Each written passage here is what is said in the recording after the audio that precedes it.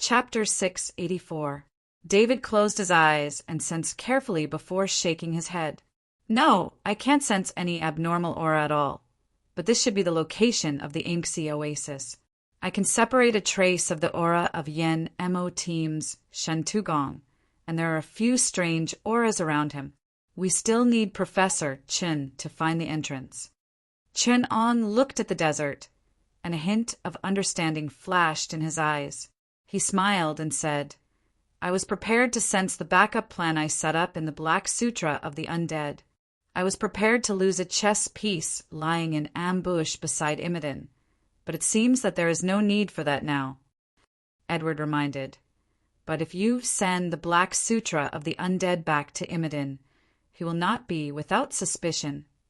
I know. Chenong nodded and said, so I set up 2 backup plans. The first one was to make him let down his guard.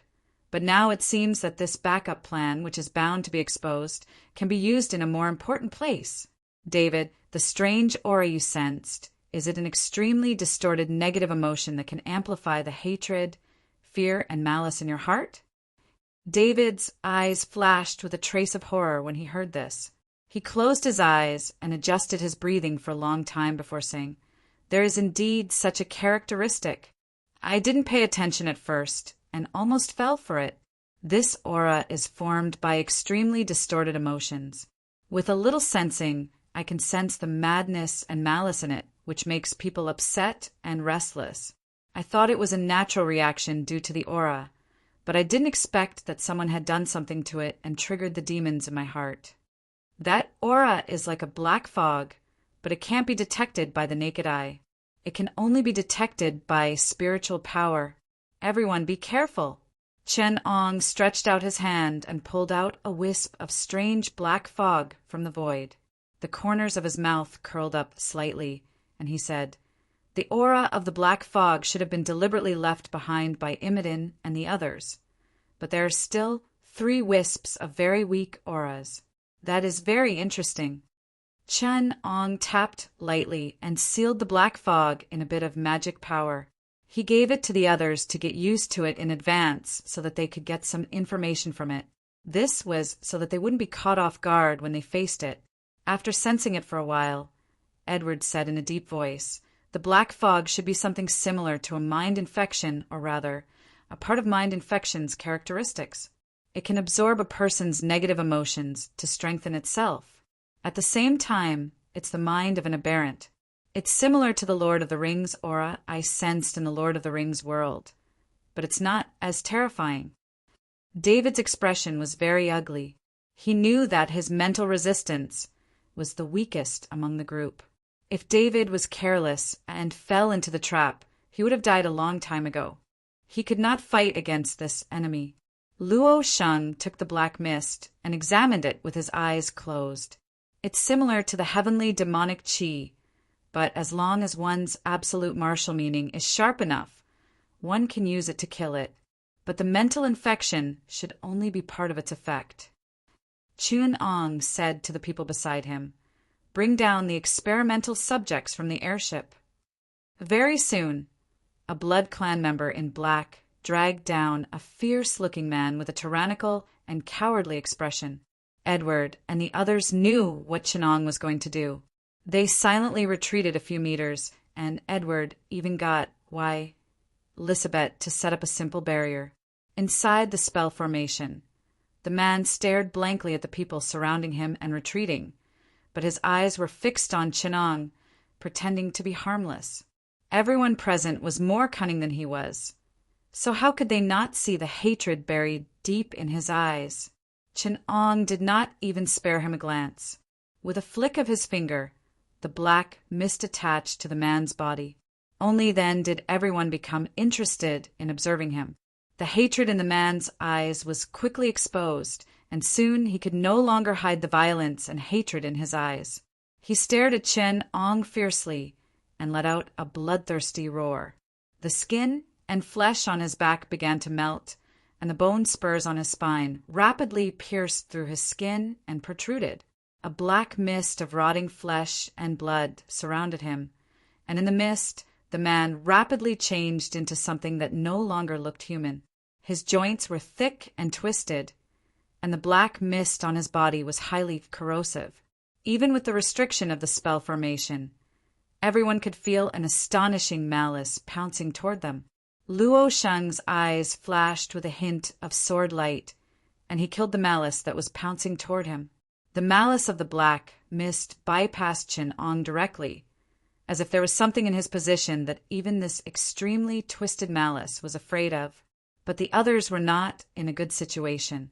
Relying on his previous experience, David quickly sealed his mind and resisted with his will. A hint of holy light appeared on Edward's body, resisting the corrosion of the black mist, but David's eyes were already red, and he was about to lose control. At this moment, Qin Ong flicked his finger casually, and a sharp edge will cut down everything. Only then did David feel relieved, and he regained consciousness. Looking at the twisted skeleton of the dead man, everyone was already a little shocked and scared. Edward said in a low voice, "This black mist can not only infect the mind, but also corrupt the soul and flesh. The corrupted flesh and blood will turn into black mist, which has corrosive and negative energy. In this process, the black mist's ability to infect and corrupt will increase rapidly, which is extremely dangerous for those with weak will. And the black mist parasite's physical attack power will also increase in this process," David added. "The black fog is like a special parasite. It grows rapidly by corrupting the host's flesh and soul. No, I suspect that it's not just corrupting the flesh and blood. After a long time, even the bones will be melted, leaving only a human-shaped black fog. But before it corrupts the bones, it will modify these skeletons." Luo Sheng drew his long sword and threw away a piece of bone. Looking at the strange color on the bone stubble, he explained, "Its hardness has reached the strength of some special alloys, and with the enhancement of the black mist, it will be very troublesome for any of us to deal with it, and we might even be killed by it." David took a deep breath and said with a trembling voice, "This is just a wisp of his aura." Looking at the pile of bones, Qin Ong smiled coldly and said, "He is not as scary as you think. This strange black mist is already equivalent to a part of his body, or rather, the target itself is made of black mist. Although it is still very dangerous and lethal, it is not as scary as you think, where a wisp of aura can kill all the enemies." He stretched out his finger and pointed at the remaining 3 wisps of aura, saying, "The aura information of the remaining 3 targets is incomplete and cannot carry the complete information of the target like the black mist. I can only detect some of their incomplete characteristics. You guys have to be careful." Chapter 685. The other 2 hid their auras even more deeply. They didn't leave anything valuable behind. They shouldn't be in a state like the black fog and the time aberration that reveal their true nature all the time. 2 clear figures appeared in Qin Eng's mind. He smiled and said, "It's about time for us to move." Qin Ong slowly came to the end where Imodin and the others' auras disappeared. Edward could not help but ask, "If we don't activate the ambush in the necromancy black scripture, how are we going to get in?" As soon as he said that, he saw the navigator on the airship rushing over with the compass that Qin Ong had given him. Looking at the empty void in front of him, Edward did not know what to say. He wanted to yell at Qin Ong, "What happened to the virtual space we agreed on?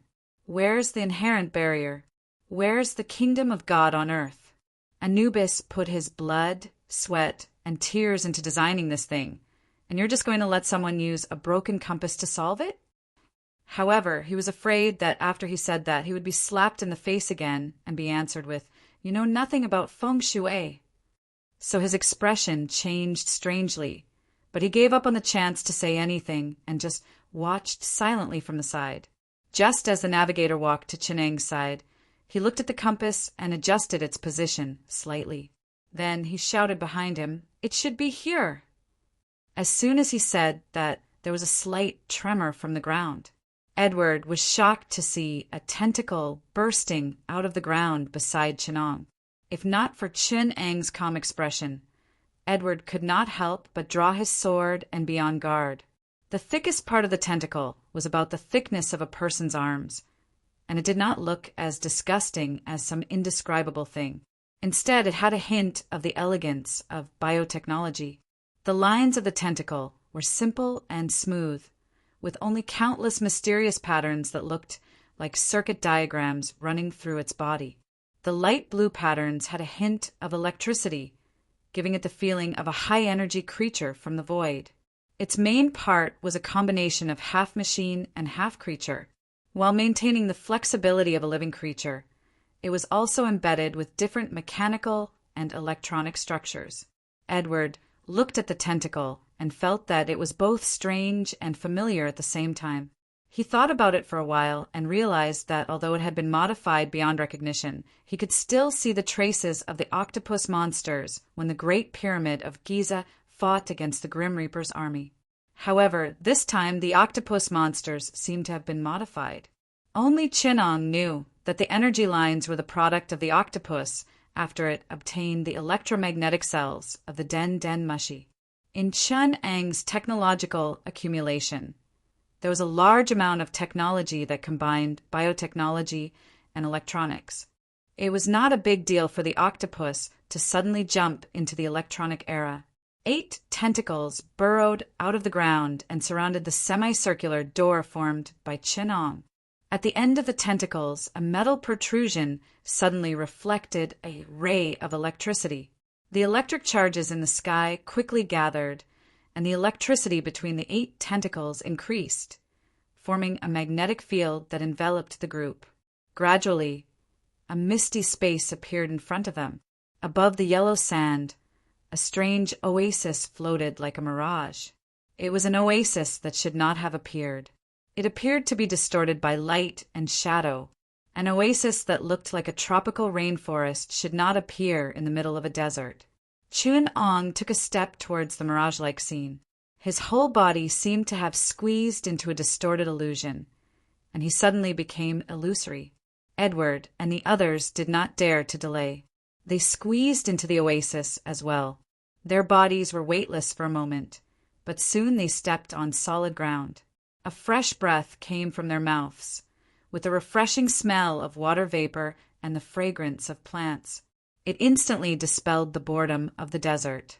What appeared in front of them was a circular oasis. The central pyramid that was visible to the naked eye was magnificent and tall. The top of the pyramid seemed to be gathering a brilliant and endless light. Before Chinong could stand still, the huge diamond at the top of the pyramid shot out a dazzling golden light, piercing Chinong and the others. The high-temperature positive energy ray, with the destructive power of a high-energy laser and the ability of positive energy to destroy evil, locked onto the group. Chinong just smiled faintly, and then the glass-like time distortion aura wrapped around his hand was suddenly shot out. The glass-like aura that distorted light and shadow and space instantly expanded into a huge barrier in front of them, silently swallowing the ray that shot out from the top of the pyramid.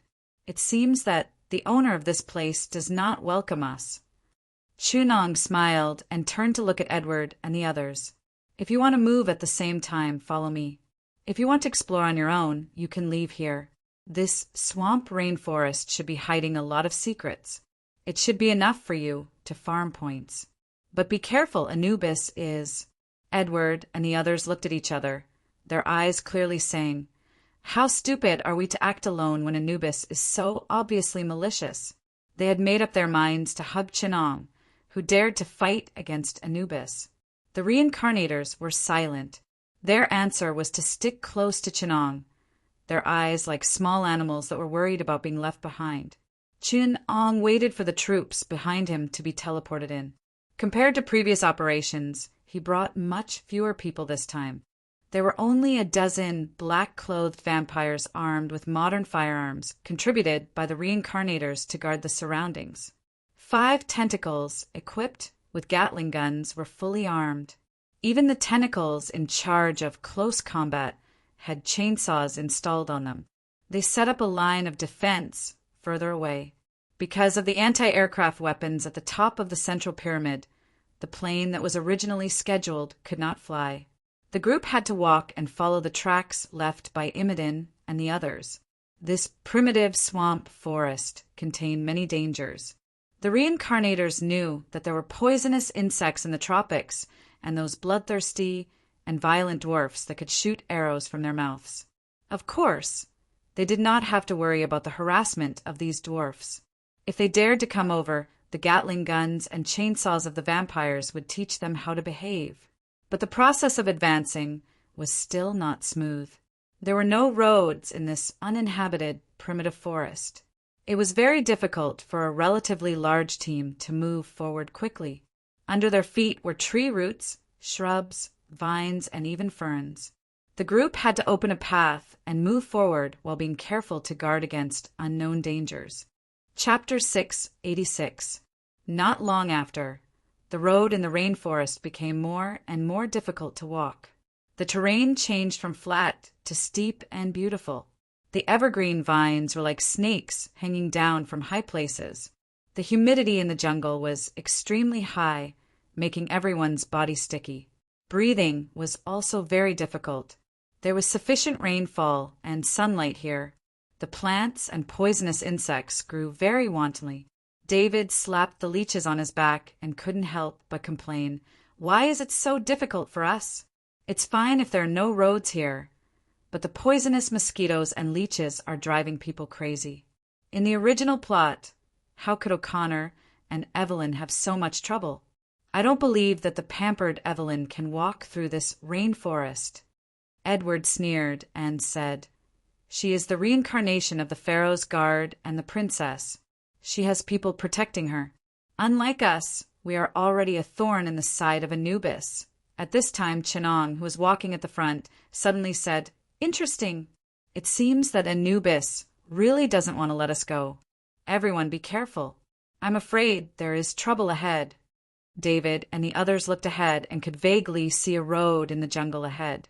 There seemed to be something hanging on both sides of the road. When the team got closer, they found that it was a cage made of rattan. There were piles of rotten bones inside. They naturally recognized that this was the remains left behind by the jungle aborigines that O'Connor and the others met in the original novel. These skeletons had a great origin. Chun-Ong looked at the details and tried to figure it out. This skeleton's bones are soft, especially the teeth. They are abnormally rotten. Although they have decayed for hundreds of years, we can still see the traces of the blue lines, Chinong said and turned back. Of course, it doesn't mean that after hundreds of years of decay, there are still traces of lead poisoning on the bones. It means that the characteristics of the bones are similar to the blue lines. There is no doubt that this is the result of the heavy metal damaging the bones. I heard that in the Roman era, the city's waterway system used lead metal to wrap the pipes, causing the upper class of Rome to suffer from lead poisoning. This led to the decline of Rome. Seeing it today, it does make some sense. It can be seen that the identity of this ancient Roman soldier who was eaten by the indigenous people is quite extraordinary. With great interest, Chin-Ong even commented on the preservation techniques of the cannibal skeletons. Under the horrified expressions of Edward, David, and the rest he analyzed, these indigenous people seem to use human bones as decorations and totems. This can be seen from the skulls that are stuck on the sticks around us. They have strong religious and ritual characteristics. However, the skeletons that they can obtain are limited, so they have no choice but to develop the preservation techniques of skeletons. They have preserved the skeletons from the ancient Roman era and even the Napoleonic era as if they are alive. This technique has already surpassed most of the ancient civilizations. I don't know if they developed it themselves or if it was given by Anubis. The technique seems to be somewhat similar to black witchcraft. As he was speaking, Chinong pushed open a tree hole and pointed at the skulls that were piled up into a wall inside. This head shrinking technique is a symbol of the local voodoo in Africa. Wizards boil herbs to shrink the skulls so that they can be stored and used to make witchcraft materials and magic tools. David endured the discomfort and had to interrupt Chinong. "Doctor, We know that you are very knowledgeable, but what's the point of telling us this? Chin-Ong sighed. Rottenwood can't be carved. When you meet those dwarves who practice witchcraft, you'll know if it's useful for me to teach you these things.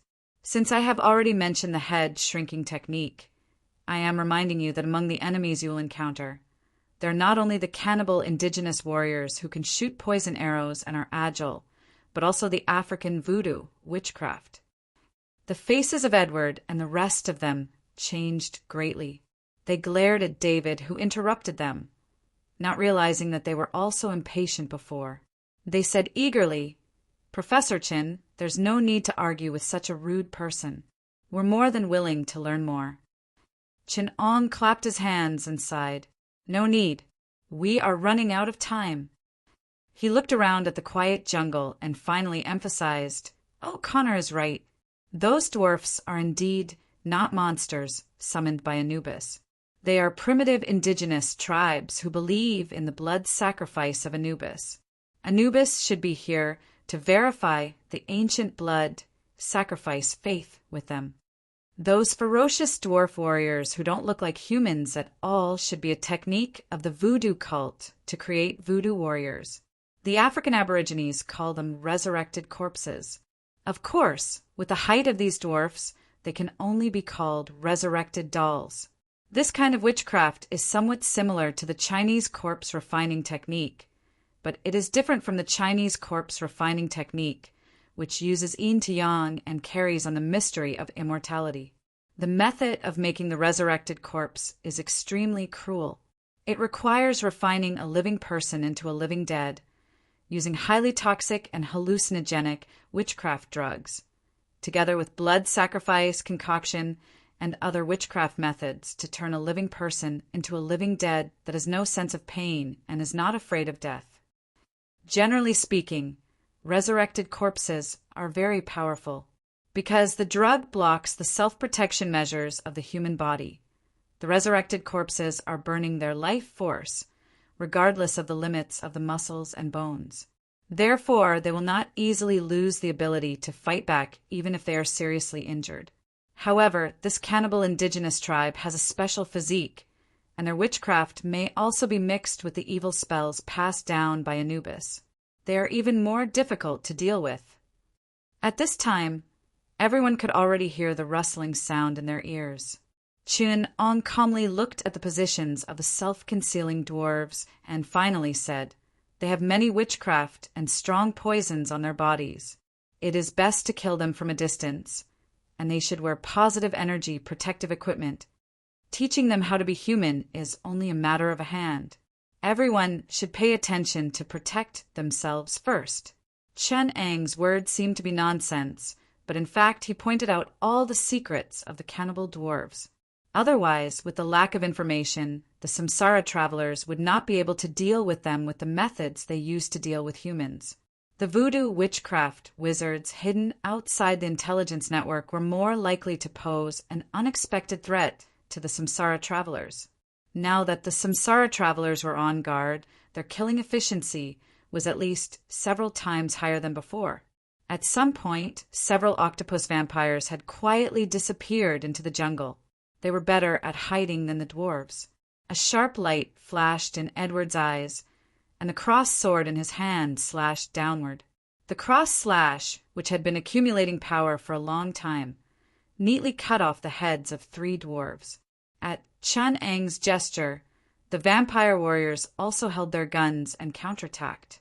Bullets and the swords of the samsara travelers intertwined, quickly reaping the lives of the reckless dwarves. The weak point of their heads was their heads, and their skulls were scattered everywhere.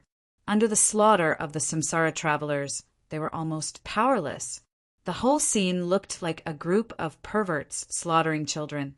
Chapter 687. Edward was in a killing frenzy when he suddenly heard a mumbling incantation. He raised his head abruptly and saw a dwarf with bone ornaments in the depths of the treetops, reciting witchcraft incantation at him. A strong sense of vigilance reminded him that even if he was a reincarnator, he would not benefit from this witchcraft incantation. At this moment, a gunshot rang out, and the dwarf wizard was shot through the left eye. His brain and skull came out of the back of his head. His body fell from the tree and fell at Edward's feet. Edward turned back gratefully, only to see Chunong easily shooting and finishing off the more troublesome aborigines. Soon these aborigines were killed and retreated. Seeing the aborigines roaring and retreating without fear and pain, the reincarnators breathed a sigh of relief. Comparing the intensity of the battle, they found that if it had not been for Chen Ang's reminder, they would not have been able to defeat the aborigines so easily. David took a deep breath and said to Chenong, "Doctor, what should we do next?" Chenong looked in the direction where the dwarf retreated, then shook his head and smiled. "Don't worry, they can't disturb us anymore. Next, full speed forward like a pyramid." David wanted to say something, but when he saw Edward follow without hesitation, he did not speak. They hadn't gone far when they heard the roar of the Gatling gun in the distance. The scene of bullets and chains of fire tearing through flesh and blood seemed to be vivid in their minds. Edward then whispered in David's ear, "Don't you know this guy?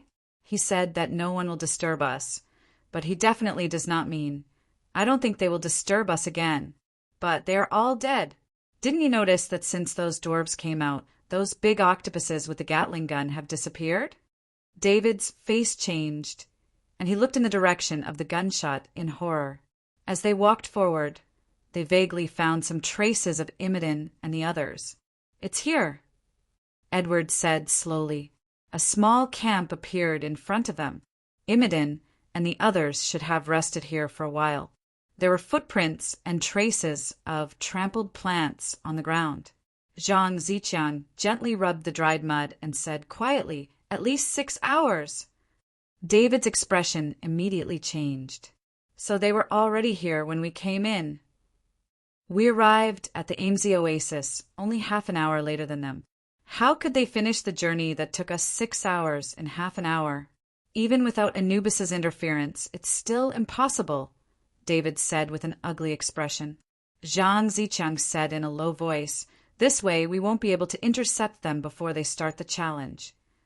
Have you ever considered why they are resting here after walking for only half an hour?" Chenong asked with a smile. Edward and the others frowned when they heard this. Indeed, if it wasn't for the fact that they had expended too much energy trekking in the jungle, they shouldn't be resting here, right? Edward muttered. "You're saying that they use some kind of method that expends a lot of energy?" Chenong only shook his head slightly and hinted, "Although some of the places we passed by had lush vegetation and didn't seem to have any traces, there were some places where the vegetation was broken too recently. It's not that the wounds are fresh, but that the plants themselves are very fresh, tender, and juicy, just like plants that have been sprouted in a greenhouse. They're newly grown." Chen Ang's eyes were like lightning as he said decisively, "And Imodin has no reason to avoid us. In fact, we are an important part of his plan. He should be expecting us to follow him to the site of the ritual, so he has no reason to set up obstacles for us. At this point, the conclusion is very clear. Anubis sprouted these plants. Not only is he hiding something, but he's also using this to stop us and separate us from Imodin, causing a misalignment in time." Edward asked, "Then what is he hiding?" Chenong pulled out a long sword with his right hand and cut it on the ground not far away. A fallen leaf seemed to be stuck to the tip of the sword, and Chenong showed it to everyone.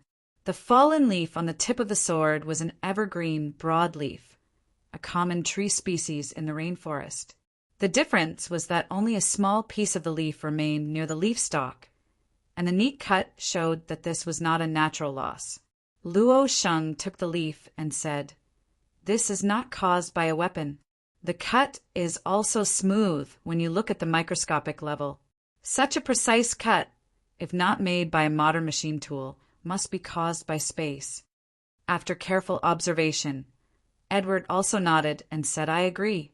Only a space-level attack can cause such a smooth cut." Everyone looked at Chenong, however, cast his gaze into the distance thoughtfully, and said softly, "It seems that we have information about one of the four mysterious people. It should be one of the two auras that we can't distinguish. That aura is deep and profound. Along the way, I have always felt a similar aura lingering around. This unique aura that is neither on this shore, nor on the other shore, nor in the middle reminds me of a special spatial equation." Edward's expression changed. Fourier transform. Seeing the puzzled gazes of the others, Edward had no choice but to explain. The spatial Fourier transform equation generally refers to the wave equation of quantum mechanics, which represents the real space of reality. After the Fourier transform, the corresponding imaginary solution will be obtained. This solution with mathematical meaning, if converted according to its practical meaning, represents another space corresponding to the real space, the imaginary space, also known as the Fourier space. Chen Ong did not comment on Edward's explanation, but whispered, "It seems that among the four mysterious people we are looking for, one of them has mastered the means of the Fourier transform of space, banishing things from the real space, or replacing them into the imaginary space. If one of you is unfortunate enough to be transformed like this once," Chenong suddenly laughed, "then even the Lord can't save you." At this time, the image of a mysterious woman with a veil suddenly appeared in Chen Ang's mind. When the woman opened her eyes, everything in front of her turned into nothingness, and there was nothing in her eyes. It was as if there was an abyss, a darkness that connected to another world. Wherever she looked, everything turned into nothingness. Imodin took her and the other mysterious people to the Ames oasis. The woman opened her eyes, and her veil disappeared without a trace. Imodin and the others fell far behind her, and everywhere the woman looked, everything disappeared. She walked straight toward the pyramid, and the jungle split into a straight path.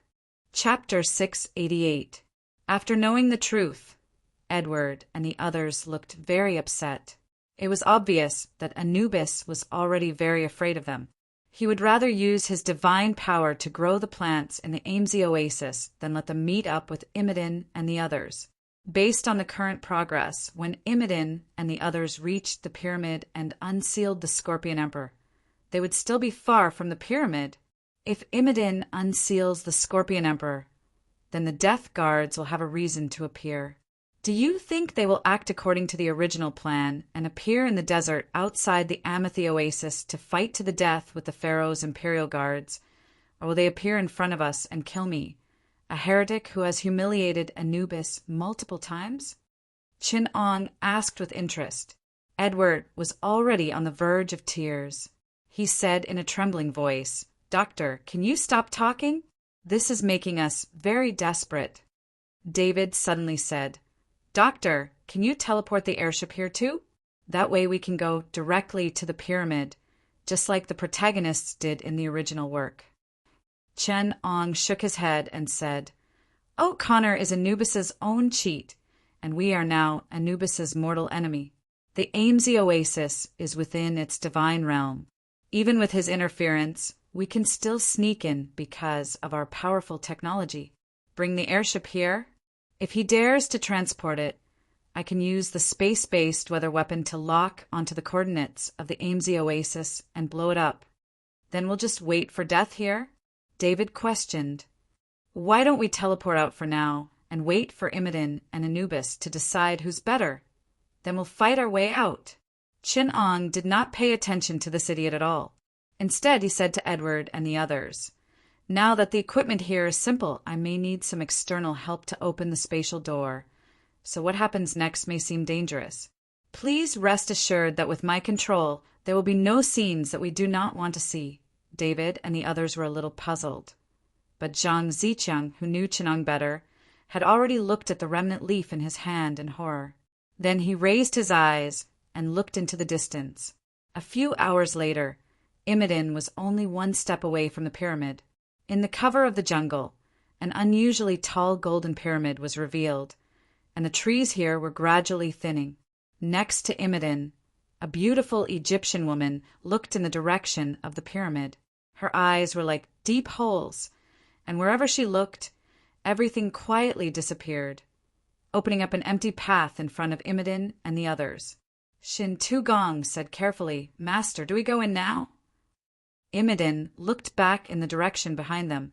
He knew that Shin Tu-gong was reminding him that he needed Chang's support to have any hope of successfully killing the god against Anubis. But the funny thing was that he and Chenong were not allies that could be trusted. On the contrary, the two were sworn enemies.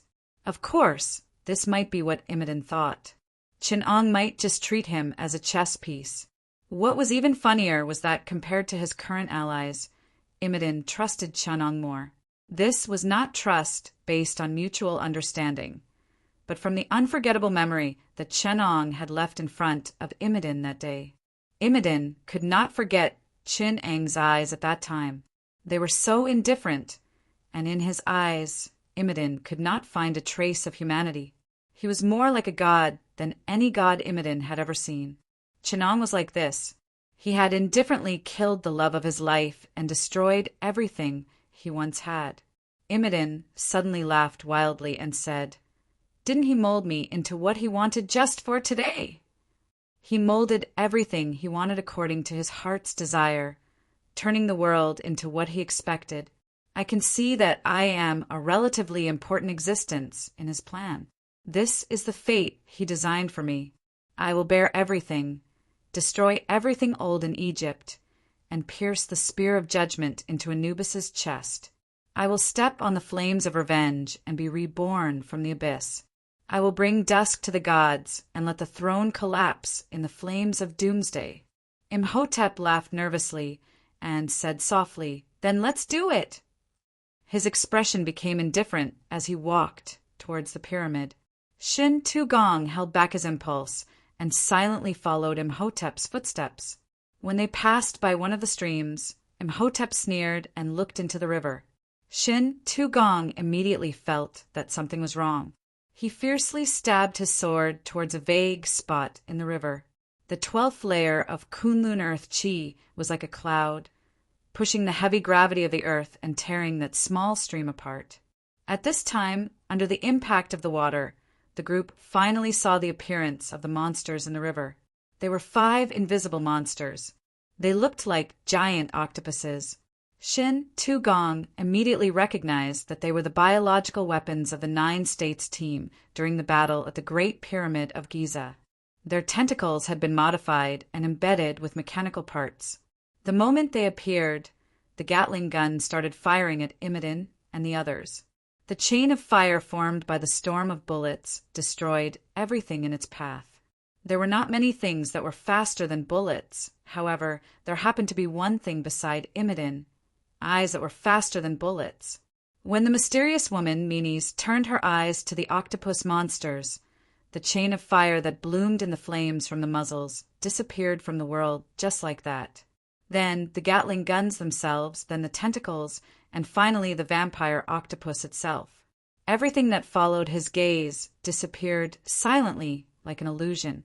They disappeared from Shin Tu-gong's sight without a trace of smoke.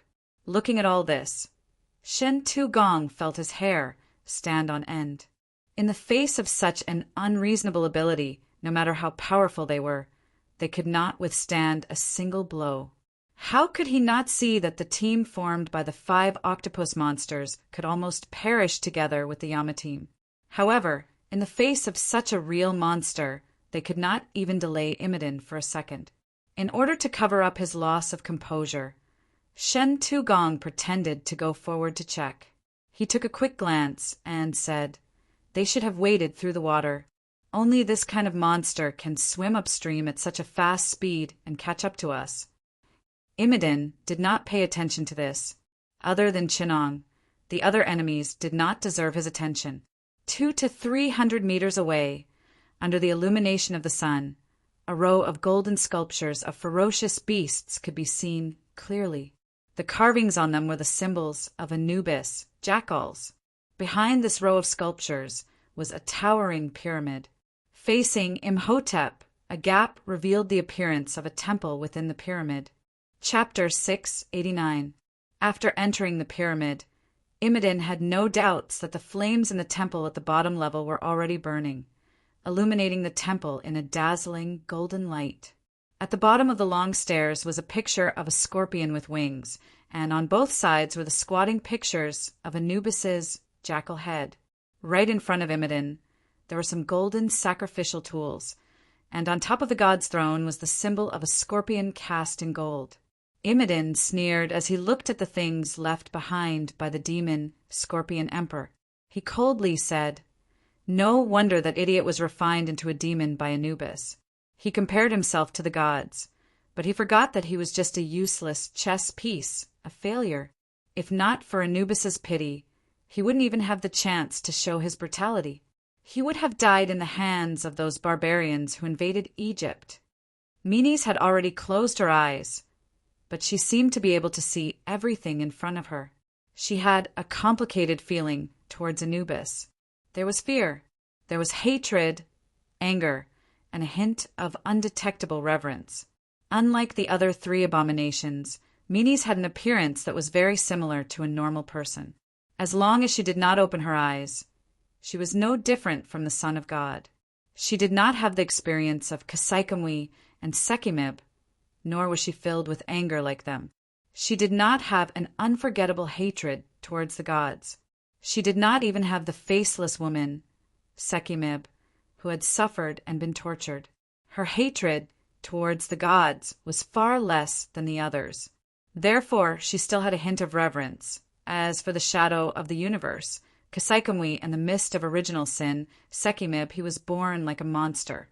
Sekhimib was born with corrosive black fog. When he was still an embryo, he carried that strange black fog with him. This black fog seemed to have come from the underworld. It would corrode a person's flesh and blood and contaminate a person's soul according to a person's sin or karma. This would continue until the host turned into a black fog like him, becoming an abomination of karma. When Sekhimibu was still an embryo, his ability was not strong. However, even a pregnant woman like this could not withstand 10 months of erosion and torture.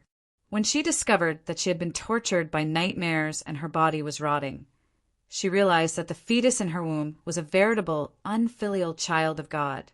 But out of motherly love, this woman endured all the torture and wanted to give birth to this child who was called a descendant of God, but was actually a divine sin. Because of this, his mother went to beg Imodin, who was not the high priest at that time, but was already in a high position because of his noble bloodline. She begged him to protect her child from being offered to the gods and sacrificed on the altar after he was born. This woman couldn't hide it for long. Soon, she was discovered by the priest. According to the oracle, these children of God would be imprisoned and then offered as a blood sacrifice to the gods, becoming their favorite sacrifices. Therefore, this woman didn't even have the chance to commit suicide. As the fetus grew, the power of the black fog became stronger and stronger. In the end, when his mother was on her last breath, Sekhimibu finally broke through his mother's rotting abdomen and crawled out of her flesh, taking away the last bit of life of this tortured woman. At the moment when this woman, who was absolutely great to her child, died, Sekhimibu, who was born naked into this world, carried a sin that could not be redeemed in his entire life. In an instant, he was devoured by the black fog of karmic distortion, a healthy baby's flesh and blood. He became a few dry bones contained in the black fog. At that moment, his power also experienced a qualitative change, and he devoured all the flesh and blood in the entire high priest palace. Imodin was the first to arrive at the place where the tragedy happened. He saw the black fog crying on the black soil where his mother had rotted. Because of this woman's previous request, Imodin hid the truth of Sekhimibu's existence. He told the high priest that the children of God had been destroyed because they couldn't bear the sin of his birth, and he adopted him by his side. That was why Sekhimibu was named the fog of original sin. This was because he carried the sin of killing his mother from birth. He was born because of love, and he was sinful because of his birth. Because of the sin of killing his mother, while the black fog became his ever-victorious weapon, it also hurt him even more cruelly. As for the shadow of the universe, Kasakamwe, Chin-Ong had long since seen through his essence. He had used the time anomaly to describe his characteristics. His external manifestation was distorted light, shadow, and space. The reason for this was that only these three manifestations, which had no mass, could appear through time interference. Chin-Ong had once said that time was a manifestation of a higher dimension. His vivid description was that the higher dimension of life was like a worm that spread infinitely across the timeline.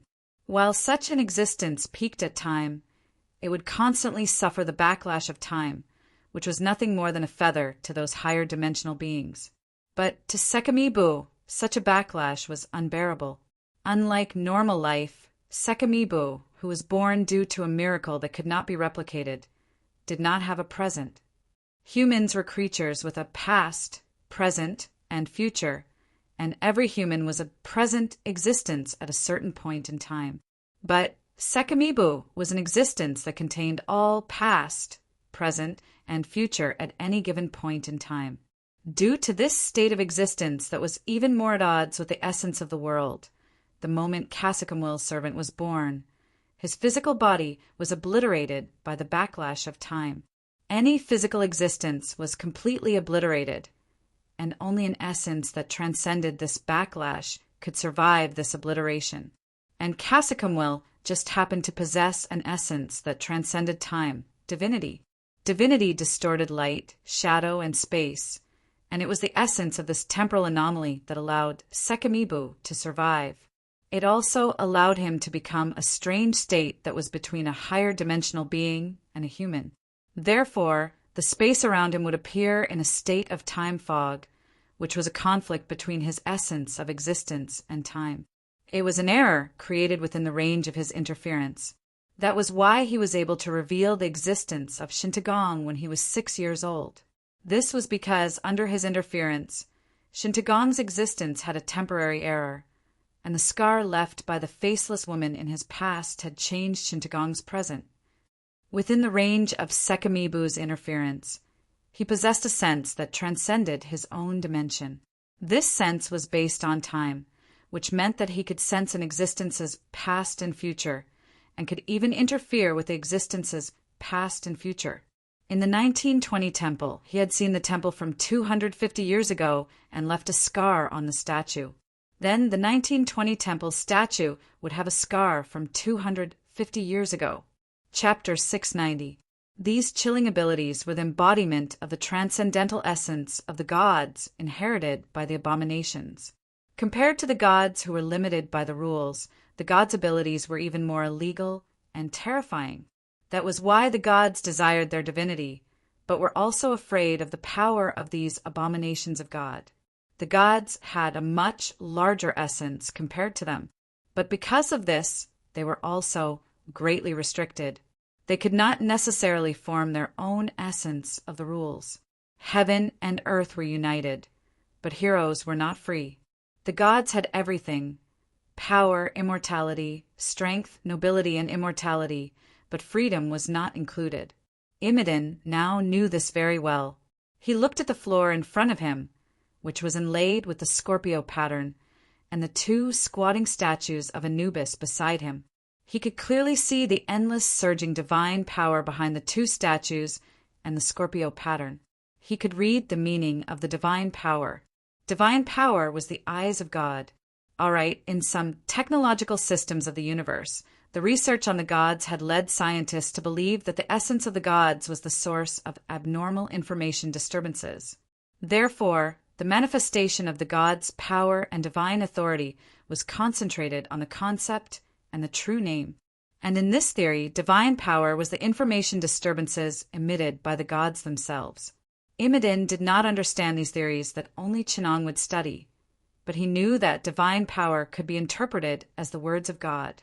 He was now reading Anubis' message word by word. Those who step into this place will be deprived of all glory. Anubis, do you want to take away the glory from me and let me face the challenge as a mortal?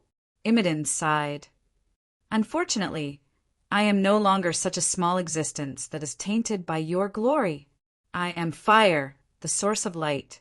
I have been ignited, and I can emit endless glory.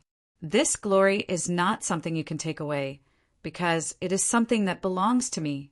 As Imodin said this, he stepped into the range of the words of God. A trace of fear appeared on Mini's face, and he subconsciously took a step back. But the other 3 followed Imodin into the words of Anubis. Only Shin Tu Gong accompanied her, not getting involved in the muddy waters of Imodin and Anubis. The statues on both sides emitted a light that only the immortals could see, and with the divine power of Anubis, they whistled towards Imodin. A trace of the flame appeared in Imodin's body. Compared to Anubis, it was still weak, but in essence, it was not inferior. The flame emitted the same immortal glory, allowing Imodin to hold his head high as he walked through Anubis' prohibition. At this moment, the pyramid seemed to tremble, as if the anger of Anubis was shaking the place. But Imodin had completely looked down on him. He came in front of the stone statue that sealed the magic Scorpion Emperor, and with a sneer, threw the death bracelet into the round hole in the stone statue. In the violent trembling, the magic Scorpion Emperor broke out of the seal and pushed open the stone door that sealed him. Anubis's Death Guard army also appeared in large numbers in the forest of the Amai's oasis and in the nearby desert along with the black tide. They roared and searched for traces of Chinong and the others, but the airship had already left the entrance of the Amai's oasis, and there was no trace of Chinong and the reincarnators in the swamp forest. They could only roar and rush out of the desert, carrying out the will of Anubis, bringing slaughter and conquest to the whole world. With the loud sound of the stone door sliding, a huge shadow appeared in front of Shin Tu Gong and the others. The upper body of the magic Scorpion Emperor was the image of a dignified and tyrannical man. It should be the Scorpion King who controlled the Death Army to conquer Egypt thousands of years ago. The muscles on his body bulged and were covered with burned scars. His 2 forearms had already transformed into huge scorpion pincers. His lower body was the image of the lower half of a scorpion, with a cold, barbed stinger standing upright behind him. His entire body was like a demon that had crawled out of the underworld. After the magic Scorpion Emperor broke the seal, the first thing he saw was Imodin standing not far in front of him. Menes and the others stood behind Imodin, while Shen Tu Gong and Hafs were even further behind. Therefore, the magic Scorpion Emperor did not need to think too much to know that the key was the bald man at the front. The corner of his mouth revealed a bloodthirsty smile. With 2 huge pincers, the limbs of his lower body crawled quickly and came in front of Imodin. He looked at him with a bloodthirsty gaze, but what surprised and angered him was that the prey standing in front of him did not show any fear or resistance. Instead, it looked at him calmly. Such doubts could not stop him from killing the man in front of him. However, Imodin finally sighed and said, "If I kill you, will I be able to control the entire Death Army?" The magic Scorpion Emperor's voice sounded like a roar coming from his throat. "Then let's see who kills who." Then he raised his huge pincer and stabbed it towards Imodin's heart. But very quickly he was fortunate enough to see Imhotep's true appearance. Imhotep's body was burning with demonic flames, and his claw-like hand was pressed against the magic Scorpion Emperor's face. The burning flames of vengeance made the magic Scorpion Emperor feel as if his soul was burning. He was like a scorpion that had its claws and fangs pinched and was being swung around by Imhotep. Imodin roared, "Is that all you've got? Didn't Anubis give you more power?" Then he smiled and tore the magic Scorpion Emperor's 4 pincers from his body. Like a naughty child, he tore the magic Scorpion Emperor's body into pieces. The magic Scorpion Emperor, who had not been pierced in the heart by the spear of judgment, was still alive. He wailed and struggled on the ground. His torn limbs were still moving reflexively. The scene was too horrible to look at. Although Shan Tu Gong already knew that Imodin was sick and powerful, it still felt surreal to see him abuse the final boss of the second plot. He whispered to the magic Scorpion Emperor in his heart, The one standing in front of you is not the original Imodin who was addicted to love and was even a little weak. A psychopath trained him to be extremely powerful, making him cruel, heartless, tyrannical, and terrifying. He's also many times stronger than before. You might not know how powerful Imodin is after waking up from love. He's simply sick. In the end, Imodin crushed the magic Scorpion Emperor's skull with one hand. It was unknown whether Anubis could not bear to see the magic Scorpion Emperor endure such torture, or whether he wanted to get to the main show as soon as possible. But he finally took the magic Scorpion Emperor's life. At this time, the control of the Death God army was finally in Imodin's hands. He could already command this army to conquer the world. If it was in the plot world of other reincarnators, this would be a great victory for Imodin. The reincarnation team on Imodin's side would receive a shocking reward.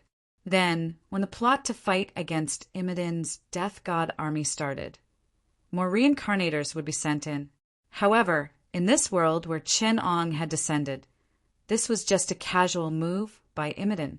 It was an inconspicuous step on his path, and the plot that started because of this was truly terrifying.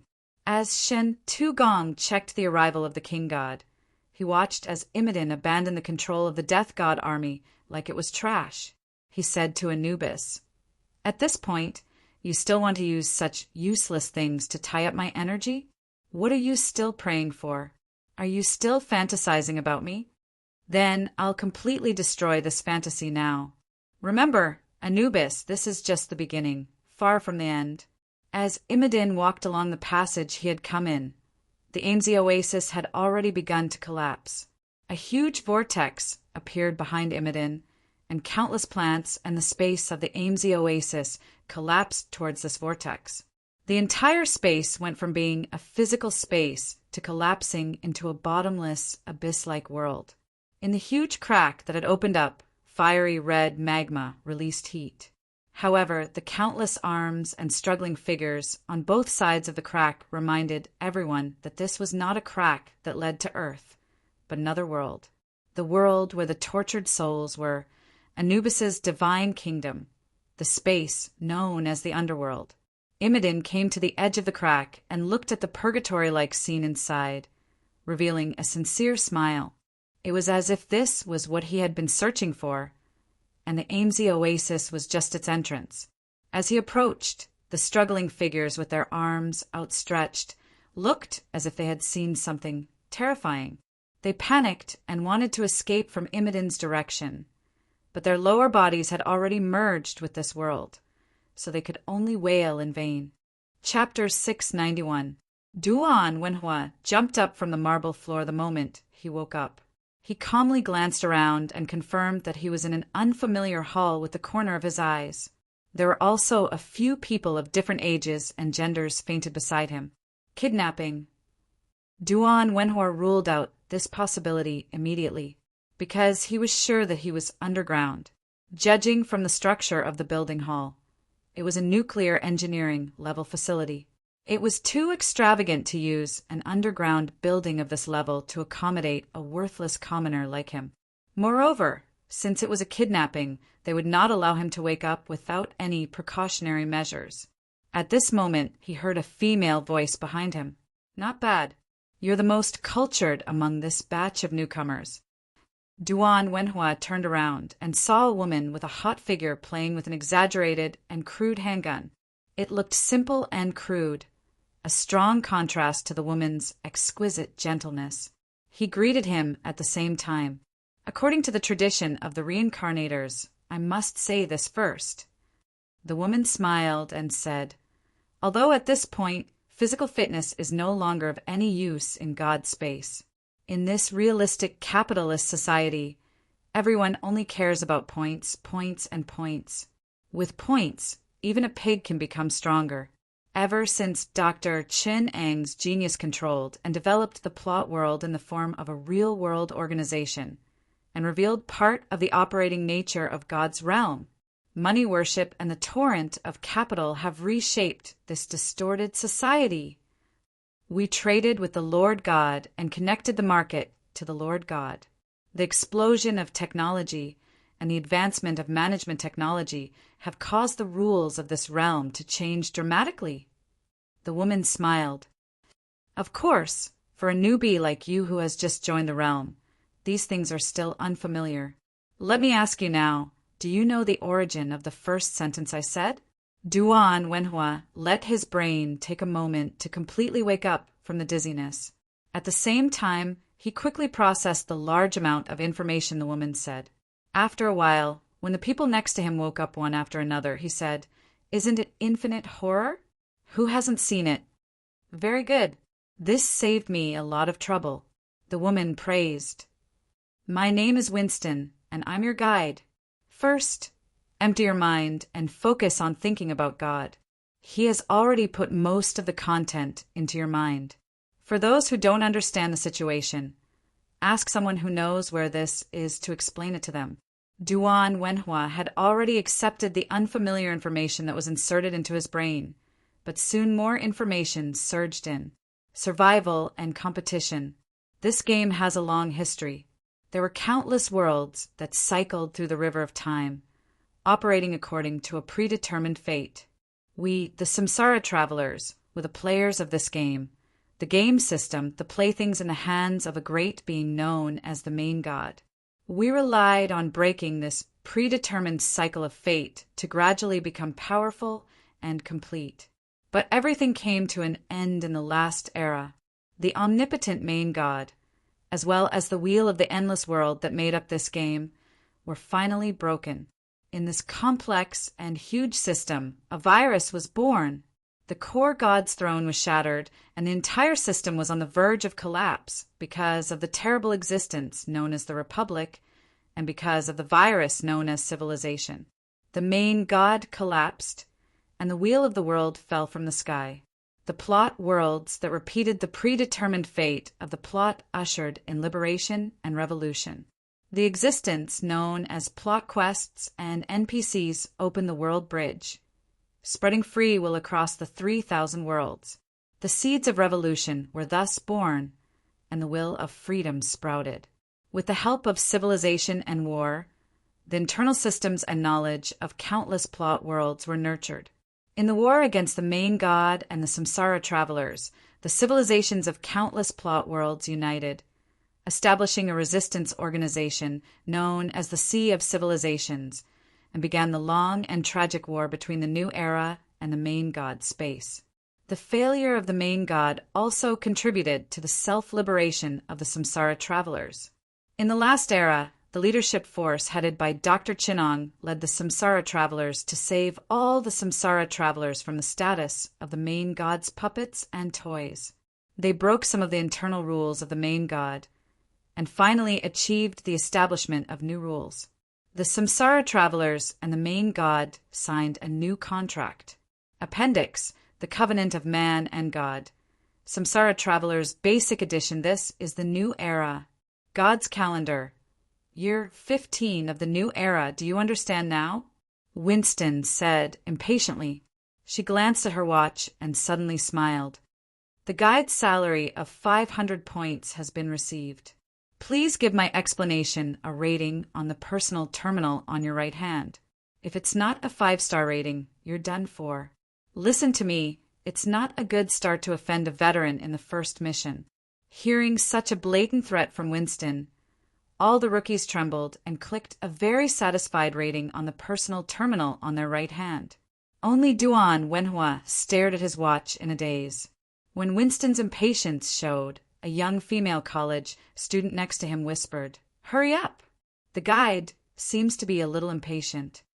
At this time, another man with dyed yellow hair shouted anxiously at Duan Wenhua, "Hurry up if you want to give an evaluation. Do you want us to be punished together?"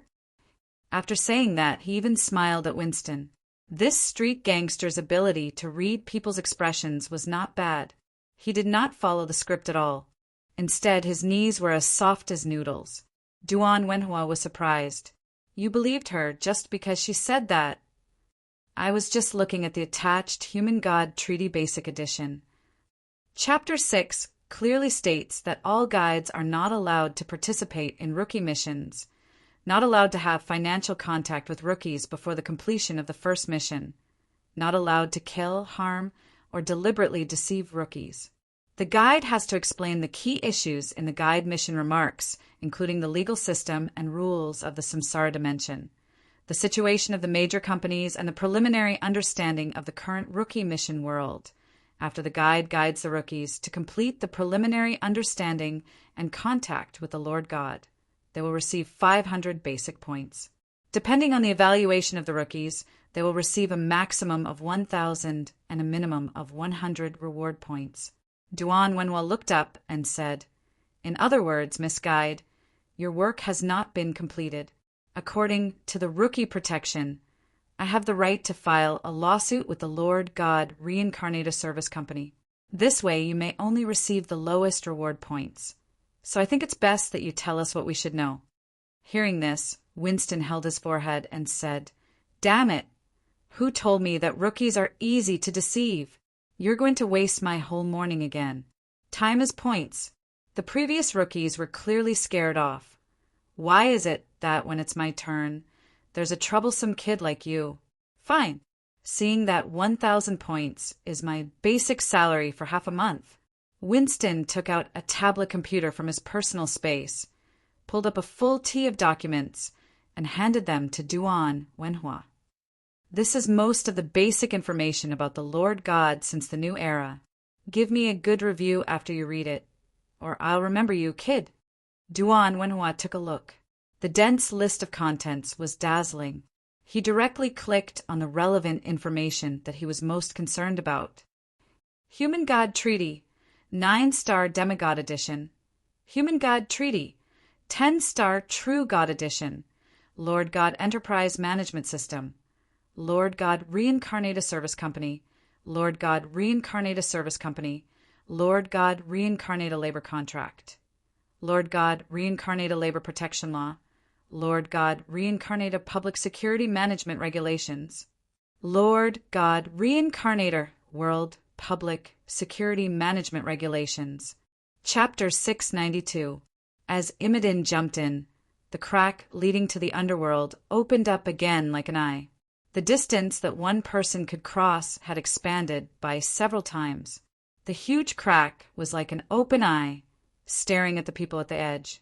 Without hesitation, Kasaikamwi, Sekamibu, and Seymour followed Imodin and jumped into the crack. Shintagong and Menes hesitated for a moment before following them into the underworld. Countless distorted figures struggled at the edge of the underworld. They had no faces and did not even have any intelligence. They could only instinctively grab onto any living thing and drag them down into the depths of the underworld. However, Imodin did not let them do it. Instead, he walked step by step towards the depths of the underworld.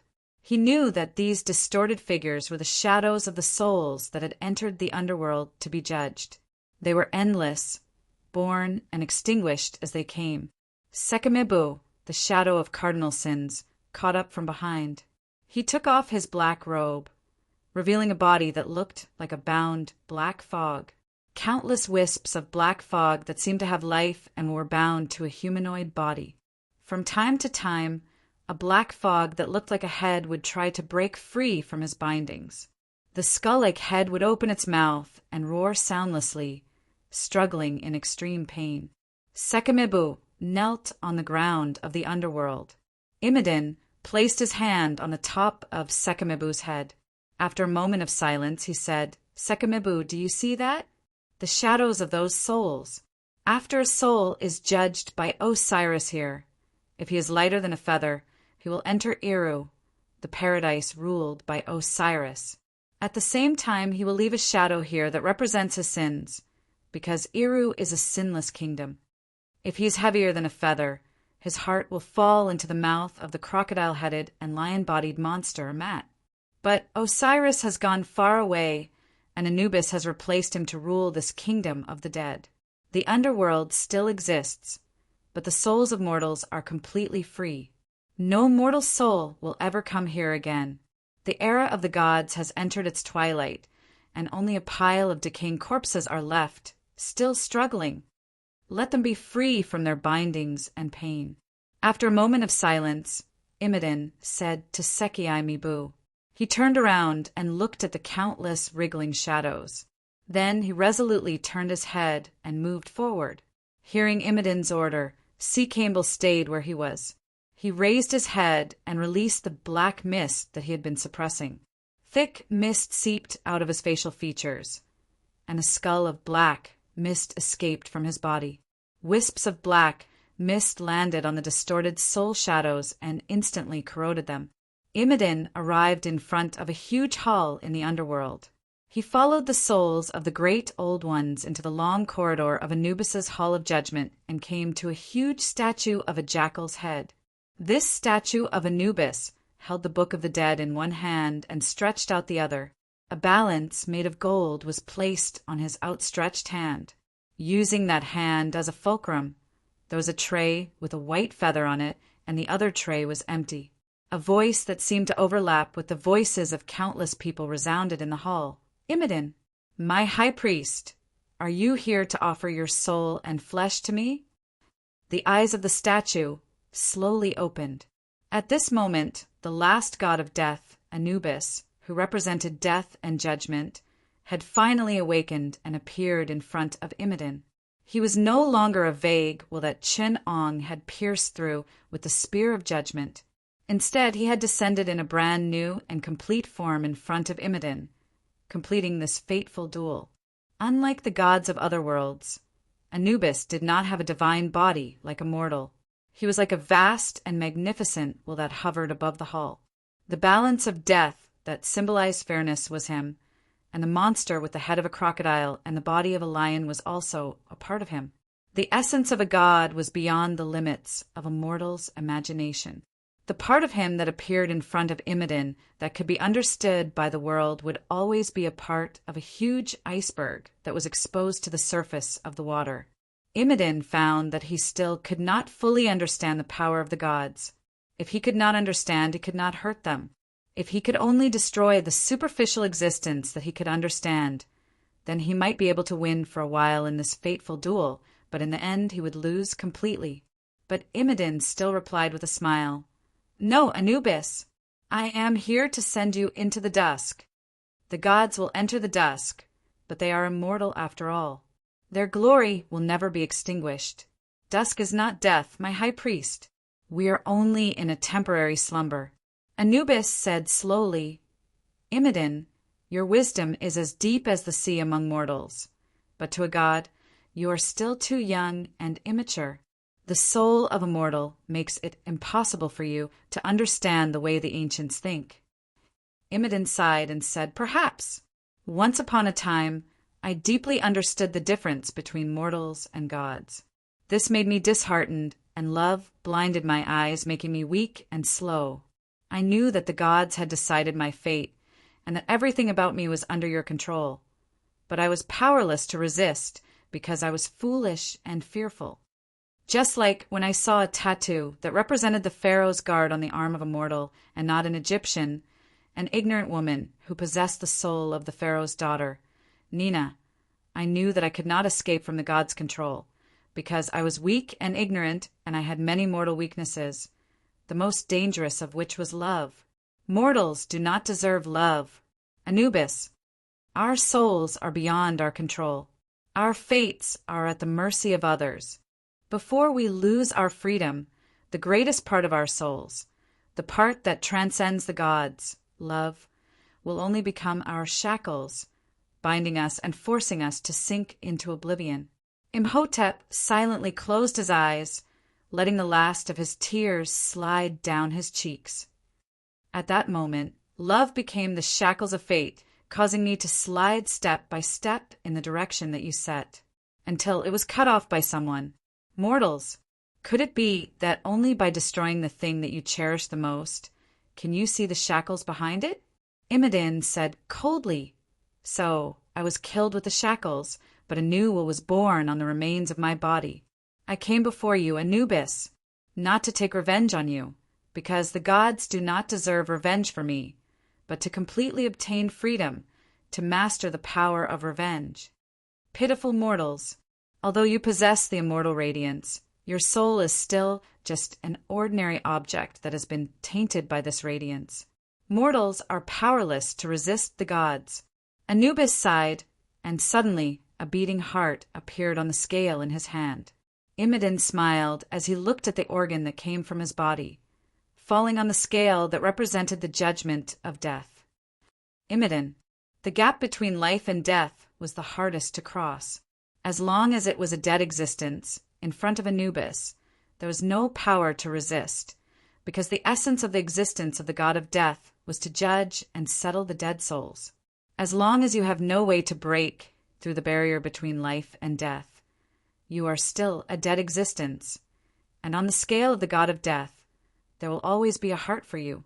As long as the scale falls and you are condemned, then Anubis can easily swallow your heart. Before becoming a god, there will always be death and life. Only a true god can transcend death. Even if you have ignited the divine fire, you're still just a demigod dead soul. Chun-Ang's voice seemed to come into his ears. Anubis watched as Imidin's heart rose and fell on the scale, but the strange thing was, no matter what, the scale could not calm down.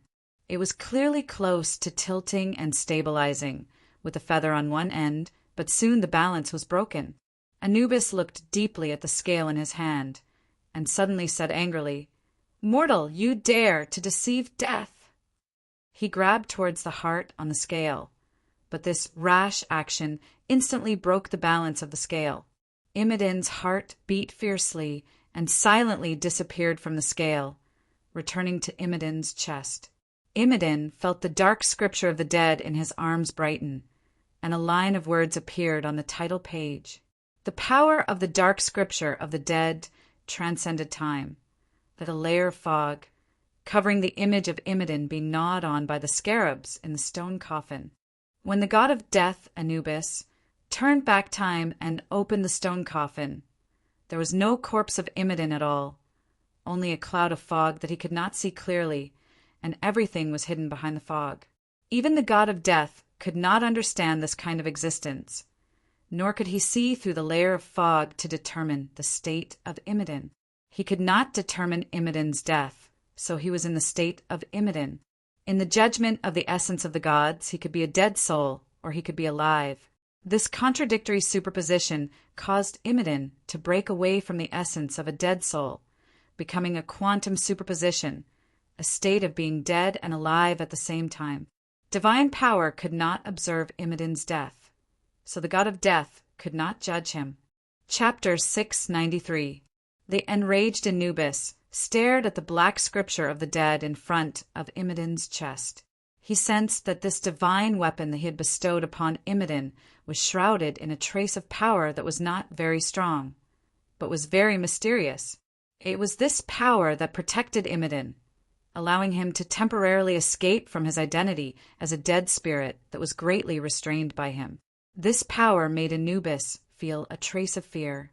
As his clone, the crocodile-headed lion monster, Amat knew that he could no longer wait for the heart that had been taken away from him due to obedience to his priesthood, so he pounced from the side. At this time, Menes, Kasaikamwe, and the others finally had the time to block Imidin. Abominations were born with divinity, and they did not exist in the state of death or dead spirits. Even though they had been imprisoned in the underworld, they were not restrained by Anubis. Monster Amat pounced from the top of the palace. For countless years, the hearts of the sinners who had been judged in the palace of the underworld beat together with him. Amat had the head of a crocodile and the body of a lion. In essence, he represented the divine power of two gods.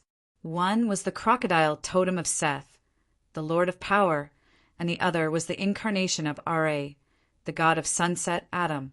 He also had the incarnation of a lion. In Egyptian mythology, the god of the sun, Ra, would ride the ship of the sun to patrol the underworld after sunset. Therefore, Anubis's incarnation, Adam, had the divine power of the sun after sunset and the withering power of Seth.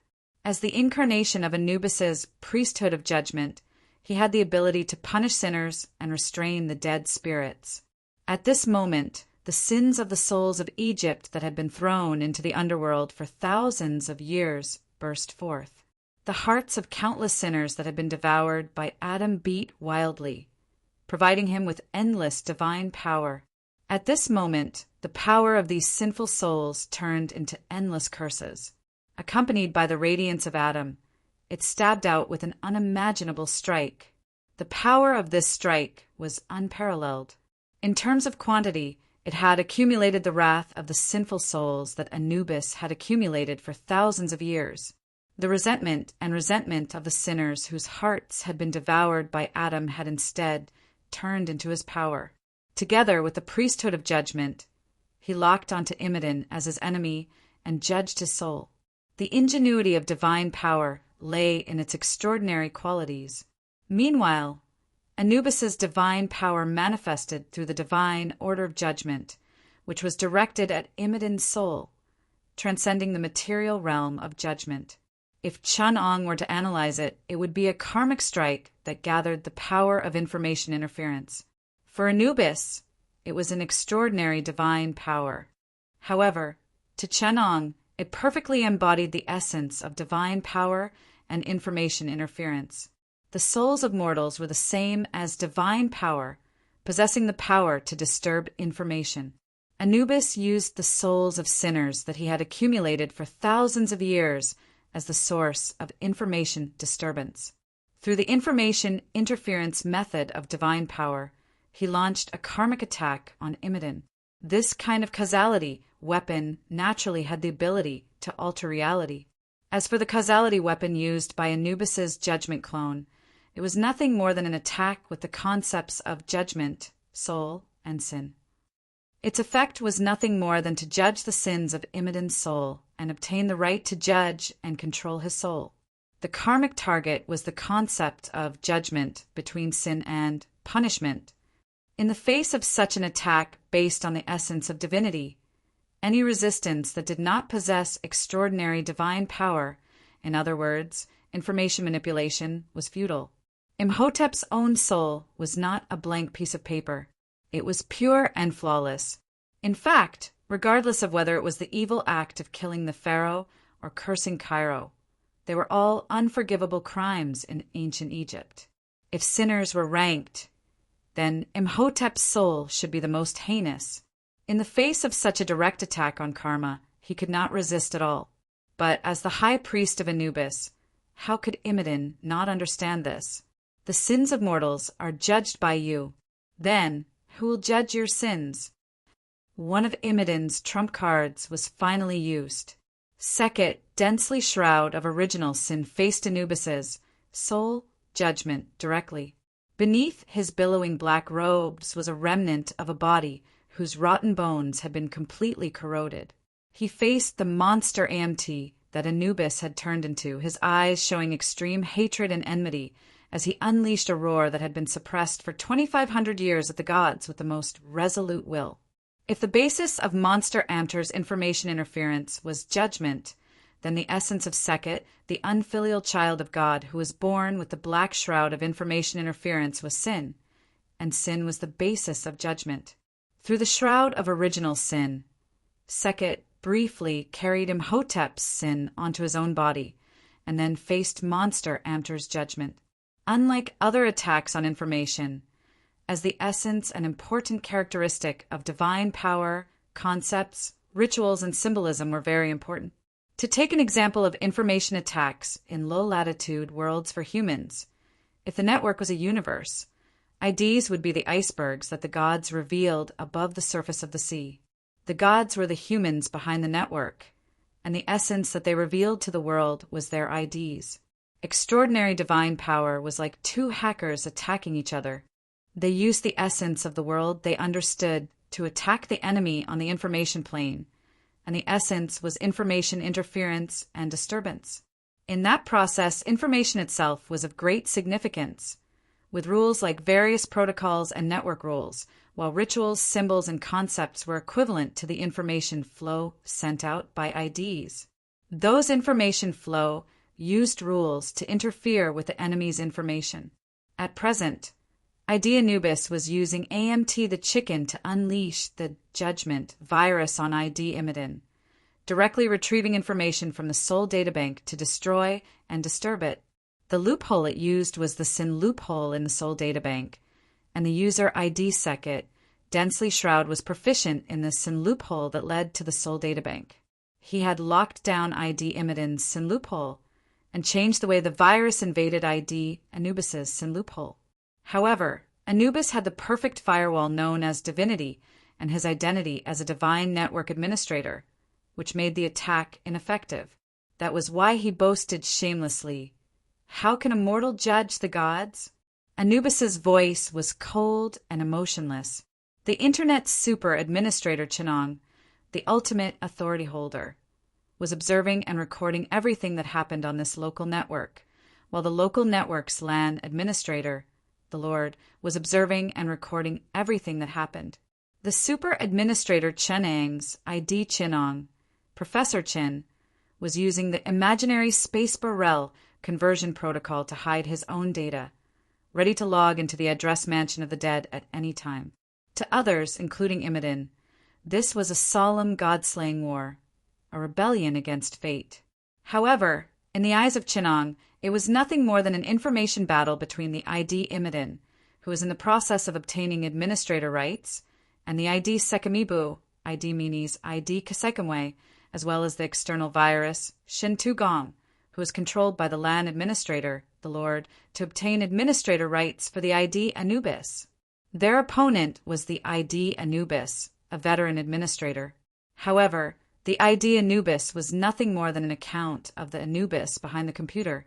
Even if Imidin succeeded in deactivating it and obtained the administrator's identity, it might take some time for Anubis to recover the account, but the Anubis outside the network would not be harmed in any way.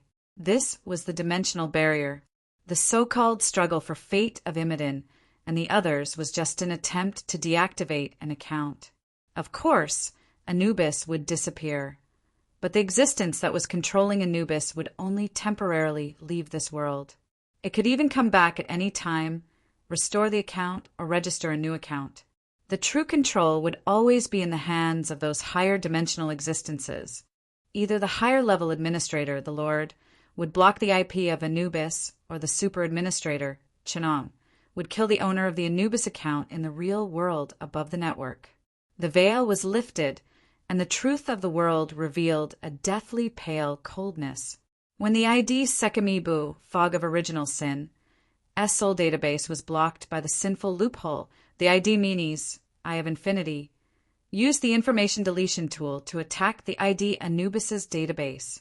However, the low-level information deletion tool could only delete part of the information when the ID Minis had level 2 administrator rights and throw it into the virtual space trash can. Chapter 694. The Battle of Divinity was a battle of authority. The 4 abominations standing on Imidin's side were all old monsters who had experienced many battles. Compared to reincarnated humans, each of them had the pinnacle of control and development of their abilities. They had developed techniques based on the essence of sin, time, illusory space, and unreadable to their very limits. Shin Tu-gong trembled as he watched from the sidelines. Their incredible control over their abilities, as well as their various strange and wondrous attacks, made him deeply understand that the power they had previously displayed was probably only a tenth of their true power. Sekai's dense mist of original sin wandered around his body like an arrow. The soul of any living being could be interpreted as a special stream of information. This stream of information was extremely encrypted, and its core was a black box formula of the final variable. Under the condition that the dependent variable of the formula changed, a part of the special solution was obtained, which could be called the 7 emotions and 6 desires.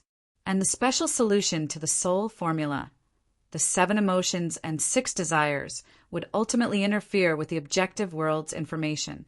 The negative part was sin, which was also known as karma in the Eastern magic system. Using the soul's desire to interfere with reality to create karma was a relatively complete information interference process. Using the karma of reality to interfere with the target's soul's desire which would then affect the target's intrinsic soul. This was Sekai's technique. In other words, it was a reverse invasion using the shallow information in the soul database to interfere with external data channels. Shen Tugong finally witnessed how terrifying such an ability could be. Wherever Sekai's dense black mist went, the world of hell would completely distort into a completely different appearance. The glorious palaces were distorted by the black mist's corrosion into a bloody and filthy hell. The souls that Anubis clone Amut had devoured before broke out of Amut's abdomen, with countless hands breaking out of Amut's abdomen and reaching out. Shen Tugong had only been touched by a trace of the black mist shadow, but he already felt that something was wrong with his own consciousness. The normal world in his eyes slowly faded away, and reality distorted into something indescribable. A part of hell's essence that mortals couldn't see was revealed in an absurd and distorted form in Shen Tugong's eyes. He saw that the surrounding space had turned into countless overlapping lights and shadows. There were large blocks of color and blurry tones everywhere. All matter and existence had been taken out of shape and turned into a superimposed coating. Shen Tugong realized that he was unable to understand or sense what he was seeing. At this moment, an indescribable and indescribable object in the midst of the blobs of colors suddenly distorted and returned to the appearance of a somewhat delicate and handsome young man. Shen Tugong could recognize that this was the appearance of the person in charge of Team 9 States, Professor Qin, as described in the intelligence report. Qin Ong smiled at him and said, "I was wondering why I sensed an abnormal observer. So it's you." Seeing this, Shen Tugong hurriedly asked for help. "May I ask why I became like this? Also, where is this place?" Seeing this, Qin Ong shook his head and sighed. "You haven't left the underworld at all. In fact, you haven't even left the battlefield between Imodin and Anubis. Look, those are the two sides testing each other." Shen Tugong took a closer look and only felt that it was a blob of constantly changing colors. He could not see anything else. Qin Ong explained to him, "You have just been contaminated by the black fog of sin. This special authority can search for the information interference you have caused to the objective world and reverse invade your soul." The soul is a conceptual term that includes memory databases, emotions, feelings, perception, cognition, and so on. It is a general summary of the information variables of intelligent life. Generally speaking, the function of the black fog of sin is to lock onto your soul perception system and completely take over your perception methods, including vision, hearing, and feelings. By controlling the input of information from the outside world, it will distort your soul and mood, including contaminating your emotional system and memory system. Finally, it will contaminate your entire soul and distort your information interference. But because Sekai Mibu has determined that you are an ally, it has restrained its influence on you. As a result, your perception is not contaminated, but there is an error in your cognitive system. Shen Tugong looked at the chaotic and messy world around him and was at a loss. Qin Ong had no choice but to give him an example. Do you know that in the real world there is a disease called dyslexia? For us, words are something that can be easily understood. But for people with dyslexia, words are just a kind of irregular and chaotic pattern. They can't read, and their cognitive function is impaired, so they can't understand the information. Your symptoms are very similar to this situation. Unlike dyslexia, the original sins have damaged your perception of shapes, so you are unable to understand the sense of space and flatness. Everything you perceive has no sense of space and even no shape. And I only discovered your problem after I realized that the observer did not correctly understand the information of my existence. Qin Ong smiled and said, "So I bypassed your perception of space and shape and directly projected my concept into your perception, allowing you to correctly understand yourself." Shen Tugong sighed and said, "It's really a terrifying ability. If that's the case, I don't have the ability to resist at all. It should be very dangerous." However, Qin Ong did not agree. Although your sense of space and perception of shapes have been damaged, your direct and martial will as a martial artist is still present. This godlike ability will allow you to maintain the lowest level of vigilance. Sekai's black fog has the ability to affect a person's soul directly. The first stage is to control a person's perception, completely controlling your five senses and even your sixth sense. Everything you see, smell, and feel are all illusions created by him. This situation is sufficient to completely control a person. The second stage is to control a person's cognition. For example, if he destroys your perception of harm, then even if he were to kill you right in front of you, you wouldn't resist. It's because you don't understand harm at all, and your soul's reaction to it will be obstructed. The third stage is to control the soul's desires, or rather, the emotional system. It's easier to corrupt a person's intrinsic quality, and as the corrosion progresses, the essence of your existence will be slowly controlled and distorted by him. That's why it's said that sin is a loophole in the soul's database. Once the soul's database is invaded, your life and death will really be in the hands of others, and you will be at the mercy of others. Shen Tugong appeared to be extremely guilty, but Chunong said with great emotions. Chapter 695.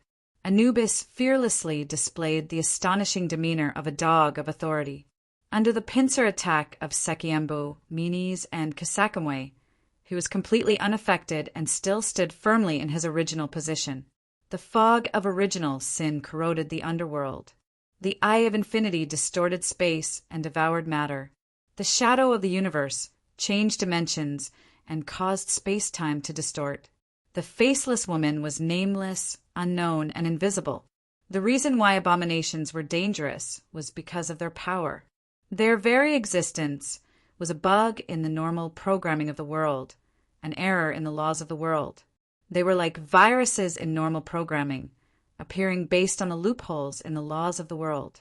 Other than Sekiembu, who Chunong had analyzed just now, the abilities of the remaining three still did not exceed this category.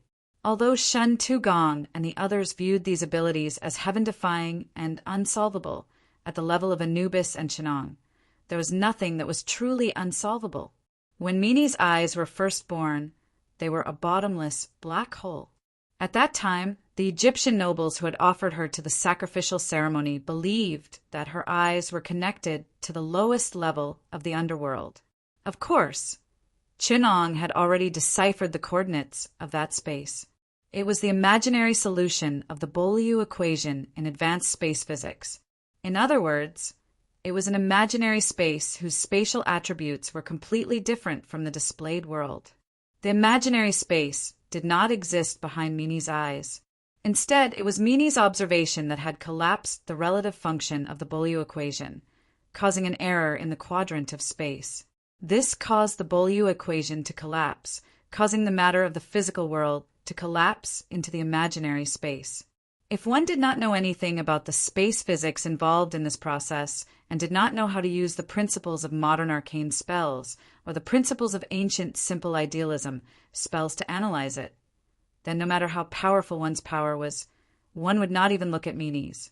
In theory, if Minis were to look directly at the sun for a long period of time, the violent collapse of space might even cause the sun to collapse, forming a small black hole. This was a very powerful force that could theoretically destroy a star. Unfortunately, this kind of power was completely based on the simple use of the laws of the world. For Chunong, who had not only studied space physics in depth, but also once developed the technology tree related to imaginary space, it could be considered as showing off one's slight skill in front of an expert. Minis had studied for more than 2,000 years. Although his control over his ability could be considered to be precise, when it came to the scientific essence, he was far behind Chunong. It was to the extent that the samsara travelers were using Minis' eyes in the virtual space to leisurely watch her and Anubis fight to the death, but she didn't notice it at all. The essence of Casacamel's power was a temporal distortion, which was also an error in the laws of the world's surface. To the normal surface world, all existence was present. But Cassicumwell's past, future, and present was a temporal distortion point, forming a considerable contradiction with the normal time around it. This distortion of Cassicumwell's essence and the world was not harmonious. Within the range of his information interference, it formed the unique power of a divine abomination, allowing him to come into contact with an existence's past, present, and future. In theory, this power was extremely powerful because every existence would have a moment of weakness, as well as a moment of death. To be able to kill a powerful enemy when they were weak, or to collapse their existence to death, dusk, or end, could easily wipe out a powerful opponent. However, it just so happened that Anubis was an existence that extended endlessly in the river of time. Fortunately, he didn't have Chunang's terrifying power that was highly unified between past, present, and future, and he still had a period of decline relative to time. However, he hid this weakness of time very well, and it wasn't as if he didn't have any defensive measures. That was why Cassicumwell could only try his best to drag Anubis towards dusk. In fact, it greatly weakened Anubis's divine power. However, this situation couldn't be dragged on for long. The time point of Anubis's peak was projecting its power to the present. If the few of them didn't take advantage of the fact that Cassicumwell dragged Anubis to the end of dusk to complete the god-slaying while he was weakened, then Anubis would only become more and more powerful. The last was the faceless woman. Her ability was the most unique, and she couldn't be understood by the present world. She was like a file without a driver installed in the system. The extension was too foreign, and the universe couldn't decipher it. Of course, Same Kate wasn't that advanced. Most of her existence could be deciphered, but there was a small part where there was an error. That was why no one could see her face clearly, because that part was an error in the analysis of the universe. Same Kate, the faceless woman's main contribution was playing the role of a shit-stirrer. In Anubis's attack, an attack that used the universe's authority on the information level, she used her unreadable essence to interfere with the operation of authority. It was equivalent to Anubis's program moving an unreadable file, causing internal contradictions and errors in the attack. But Anubis was about to catch her tail. If Anubis found the essence of her soul, which was the address of the soul database, then Anubis might use his authority to delete the erroneous file and completely wipe her out. As Chunang had expected, the situation was slipping in the direction of Immoden's side. The place where Anubis had been distorted by the collapsed space into a singularity with a strong gravitational force. The stone statue that formed the surface of Anubis was collapsing toward the singularity, but Anubis's voice was still calm and cold. Unfilial son, don't make any more futile struggles. You're just the twisted corpses of a real god. Your power is like a baby to me. This is not a difference in numbers, but a difference in essence. He looked at Menes's pale face and said calmly, "You can't even understand my existence, and you still want to banish me to that space? Ignorant arrogance." In the distorted space where Anubis was, the origin of all the distortion interference, suddenly came the voice of a man speaking in ancient Egyptian. "Immoden, hurry up. I can no longer maintain his twilight's end. He is breaking through my blockade, going upstream, breaking through his own twilight, and moving toward the past when he was at his strongest." Seymour Kate also said, "Immoden, our father. Anubis has almost locked on to my existence. He will use his own divine power to completely destroy everything in it. It's almost too late." In the hall of the underworld, the phantom of Anubis suddenly became stronger. He tore apart his own dim, twilight shadow and broke away from the decline. His body, which was about the size of an arm, stretched out from the distortion of time. A giant hand that seemed to be made of gold tore apart the dark sky of the underworld above everyone's heads. The giant hand was like a mountain covering the sky and the sun. Chapter 696. The true body of Anubis finally made its move after figuring out all the secrets of Immoden. One of its right hands tore apart the sky of the underworld, and its palm looked as vast as the sky. Zhang Ziqiang saw this scene through meanies. He secretly gulped and said in a trembling voice, "Is this the Buddha's palm?" Chun Ong had once reminded them that the Amzi oasis was a world between the real world and the imaginary space. It had part of the laws of the real world, but it obviously also had part of the nature of the imaginary space. Just like the concept of imaginary numbers, the imaginary space was the coordinates of the real space. There was no size, space, distance, or even direction.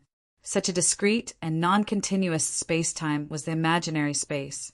As everyone knew, the symbol for imaginary numbers was equal to the square root of -1, or I squared, equals -1.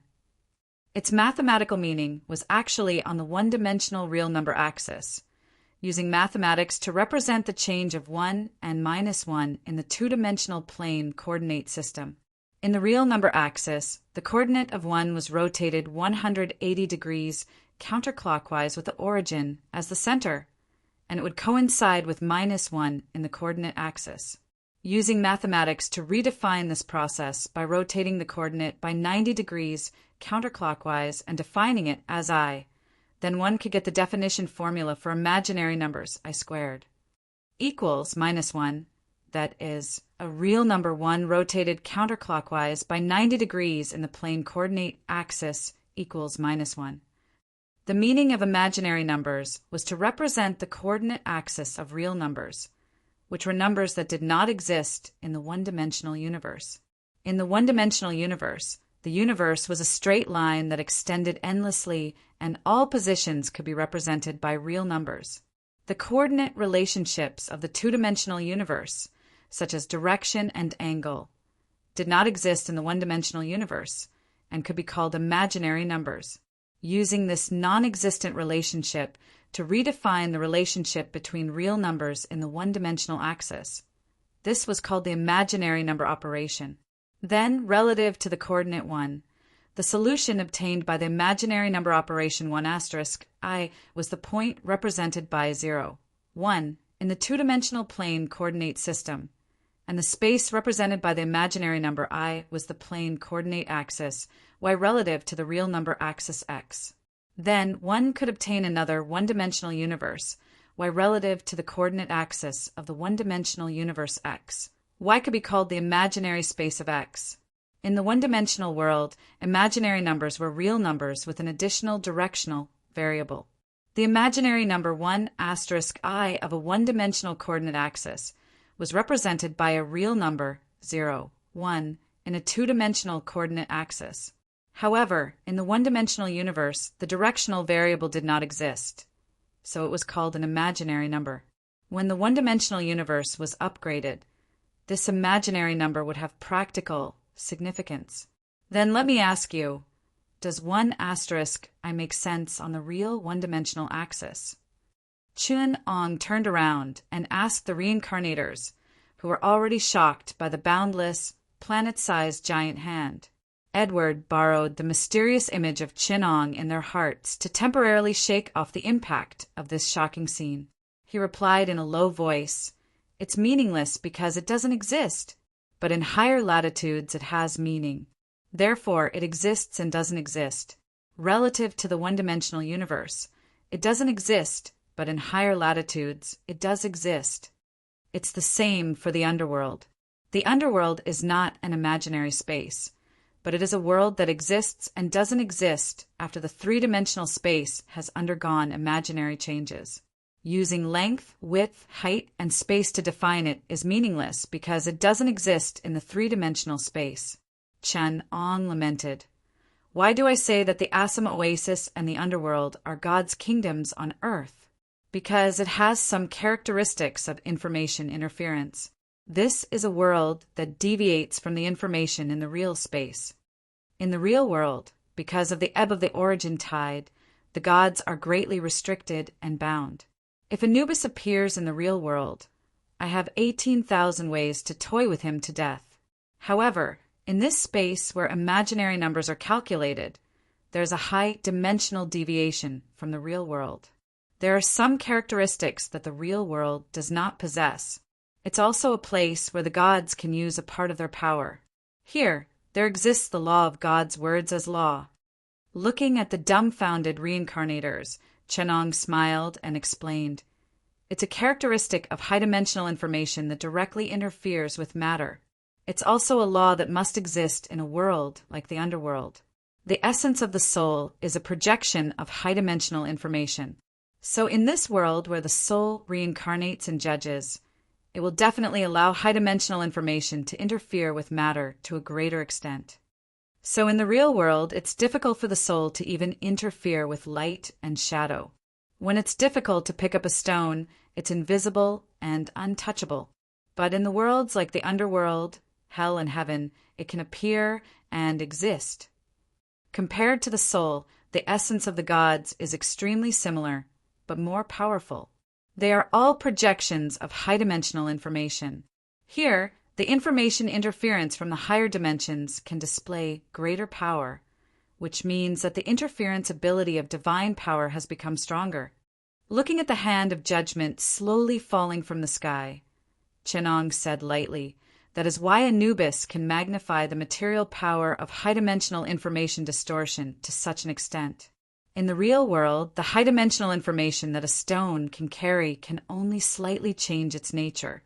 It can set off a sandstorm in the desert. It can make the land desertified. However, even if Anubis uses all his strength to turn a fist-sized stone into gold, his divine power will be exhausted. But in this world, divine power can change the color of heaven and earth with a single thought. A single word can turn a mountain into gold. An ordinary rock that contains divine power can evolve into a planet. A palm that contains divine power can cover the sky. Edward's expression changed abruptly. Then why are we still dealing with Anubis in the underworld? In the real world, does he dare to show himself? Chenong laughed. Don't underestimate a god's endurance.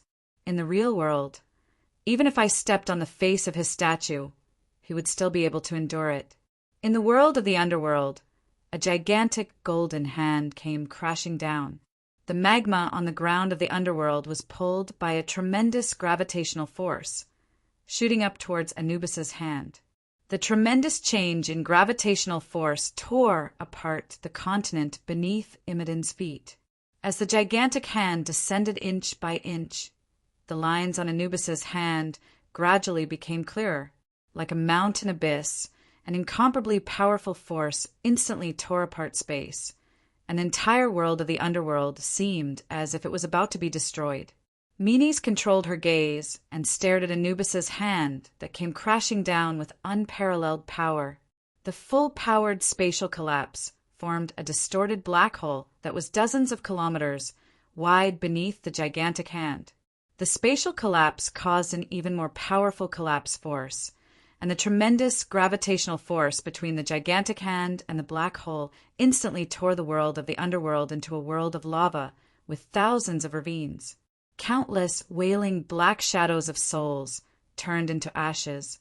The mountains on the vast land of the underworld collapsed, and the mountains were torn apart as they rose into the sky. The entire world was collapsing and surged towards the gravitational turbulence. It was as if the entire world was about to be devoured by these two existences that were gradually approaching each other. Anubis's hand clenched slightly, and the powerful gravitational force almost tore the black hole created by Menes into pieces. Menes's face turned red and her body swayed. Her life force was being sucked away at a visible rate. Casacumbwil couldn't care less about restraining Anubis anymore. He rushed to Menes's side like a ball of distorted, glazed light. He grabbed her and said, "We need your future power. Look at me and search for your shadow in the lower reaches of the river of time and space. Remember, that is your own power." Chapter 697. The power of the endless eye triggered a change in the illusory space, completely collapsing the underworld. The vast world that Anubis had opened up quickly collapsed towards the singularity where Menes's gaze converged. Like pulling out a tablecloth from a hole in a table, countless matter was torn apart by gravity and collapsed towards the singularity. The earth was torn into huge chunks and then collapsed into even finer fragments the size of mountains, which were sucked into the black hole and disappeared. A tornado of matter formed outside the huge black hole, blocking the giant hand in front of Menes. Anubis's body came from the vast and invisible sky. Useless struggle. His giant hand grasped the air slightly, and his divine words resounded like thunder. In these 3 moments, there are 18,300 outcomes, all under the coverage of my divine power. As I observe, there are another 39,000 outcomes after this divine word. Among them, there are 25,000 outcomes for you to die without a burial place, and 8,000 outcomes for you to linger on with your last breaths. Imodin, don't you know what the biggest difference between me and you false gods is? God, the omniscient and omnipotent. The giant hand in the sky continued to press down, and Anubis's palm seemed to have turned into a black hole, causing the void to collapse. Even the huge black hole formed by Menes's full-powered spatial collapse was nothing more than a futile resistance in front of this power. Will activated his ability with all his might. He tried to trace the past and future of the giant hand. But no matter how he tried, the giant hand in the sky seemed to press down on them eternally. Will changed his method. He began to activate his ability, seeking the strongest future state of Menes. He saw that under the special perspective of the river of time, Menes' future was like a winding giant snake entrenched in the timeline, and all kinds of future projections of Menes that emitted great power appeared behind the present Menes. Will stretched out his hand towards the future projection of the most powerful Menes that he could perceive. But before he could touch her, the projection burst like a bubble. This was followed by a second and a third. In Kasaikamwe's vision, the shadows that represented Menes' future were disappearing on a large scale. The massive amount of information about the future was rapidly shrinking, and the endless possibilities were collapsing. Countless possible futures for Menes had already been wiped out. The timeline that he could reach was getting closer and closer. Hundreds of years later, decades later, the time distortion projection that was like a long river shrunk into a small segment.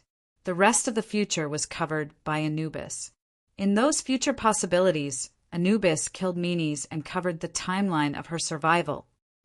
Will finally saw the tip of Anubis's iceberg. What he revealed wasn't just the gigantic hand in the sky, but also the infinite timelines that covered almost all the possibilities that Will could pry into at this moment. Omniscience was omnipotence. A god's great power didn't lie in their destructive power and energy. Instead, it lay in the information that there encompassed and covered their information. Whoever had more possibilities and covered more timelines was the more powerful god. When Anubis had fought with the 4 abominations, Anubis had already covered enough information. He had already grasped all the variables of the abilities of the 4 abominations and controlled all of their possibilities. Therefore, when Him took action to restrain the timelines, every possibility of Menes was under Anubis's control. Any of their resistance, any of the variables of the relevant information, could not escape Anubis' control. Him was like a huge shadow that encompassed the 4 abominations. Toward them, Anubis was already omniscient and omnipotent. Now, the only variables that could exceed Anubis's variables were Imodin, who hadn't made a move yet, and Chanong, who was hiding behind Menes' eyes. Only they were not in the range of Anubis's omniscience and omnipotence. Only then could they expand a timeline variable that was not under Anubis' control in a short period of time. Only then would there be enough possibilities for them to turn the tables. The time that Anubis had reserved for the abominations was 3 seconds.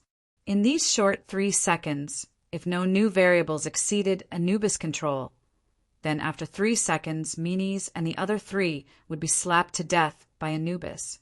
The 4 abominations had already been included in Anubis's omniscience. Any resistance they made was within Anubis's expectations. However, Anubis still did not let his guard down. This was because there were still two important factors that he had yet to bring into his control. The first was Imidin. Anubis had not been able to cover Imidin's information with the information, so a huge variable could happen at any time. The second was Mini's eyes. He already knew that Chinong and the others were hiding in the world behind Mini's eyes. However, this variable outside of the information was like a fog that could not be dispelled. In the first second, the gigantic black hole that caused the illusory space to collapse was destroyed by the gigantic hand. The next second, Mini's looked at Anubis's hand in despair, which had already reached their heads. The time distortion was mercilessly torn apart by Anubis, but Imidin remained silent, as if he was ignoring the fatal blow that was about to land on his head at any moment. His variables had not interfered with all of this. Sekimu burned his original sin and launched a desperate revenge against Anubis. The revenge that he had been accumulating for 2,500 years was charging towards Anubis with Sekai's despair. Sekimu's endless hatred towards the gods was triggered because he had truly felt it before, but had never received any motherly love. Sekimu's original sin was twisted as he launched a desperate revenge. Sekimu only wanted to use the sin caused by the gods' desires to create a sin loophole that connected to the gods' soul database. The resentment of countless souls in hell towards the gods in the river of time converged into a gigantic simmutation that was locked onto Anubis by Sekimu. The gigantic simmutation that came from countless souls gathered the despairing thoughts of countless souls. At that instant, the information of the sin mutation's variable greatly expanded. Even the tiniest of souls had miracles that the gods were unable to control. When these tiny miracles gathered together, they would create a qualitative change that even the gods would fear. This change would be beyond the gods' control. However, this sin had the possibility of surpassing Anubis's omniscience. However, Sekimu, who guided the sin mutation, didn't. Sekimu's every move was covered by Anubis's information. The powerful original sin mutation didn't even have the chance to harm Anubis before Anubis eliminated it. This was just like the oldest and most basic type of internet virus, which attacked the target computer by creating a tremendous amount of spam. The countless souls in hell were filled with resentment towards the gods, and the resulting sin was indeed enough to taint the gods' divinity.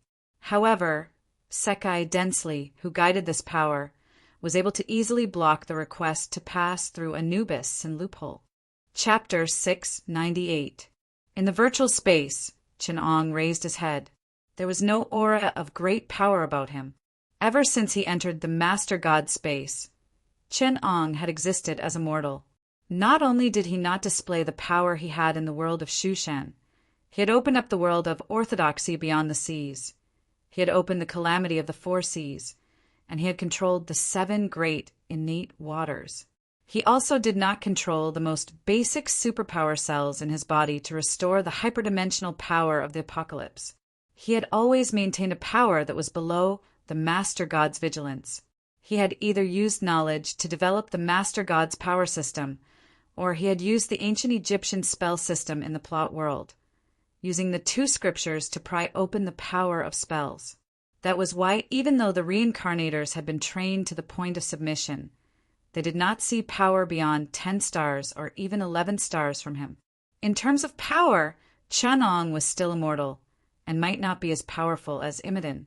Chunang's gaze followed the various connections, piercing through the layers of virtual space to meet the owner of the giant hand in the sky of the underworld, Anubis, through Mini's eyes.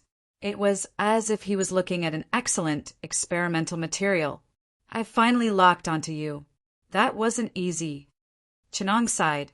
"Ever since I entered this world, I've confirmed that the time and industrial foundation this world has left me does not allow me to slowly develop technology and finally materialize the will of China. The Master God surveillance of the plot world is both strict and negligent. The strictness lies in the fact that any power beyond the threshold of 10 stars will be closely monitored. As a result, I can't expose my power and resources. The negligence lies in the fact that there are many loopholes in the surveillance of powers below the threshold of 10 stars. For the Republic to be reborn in this world, it must have the will of China descend.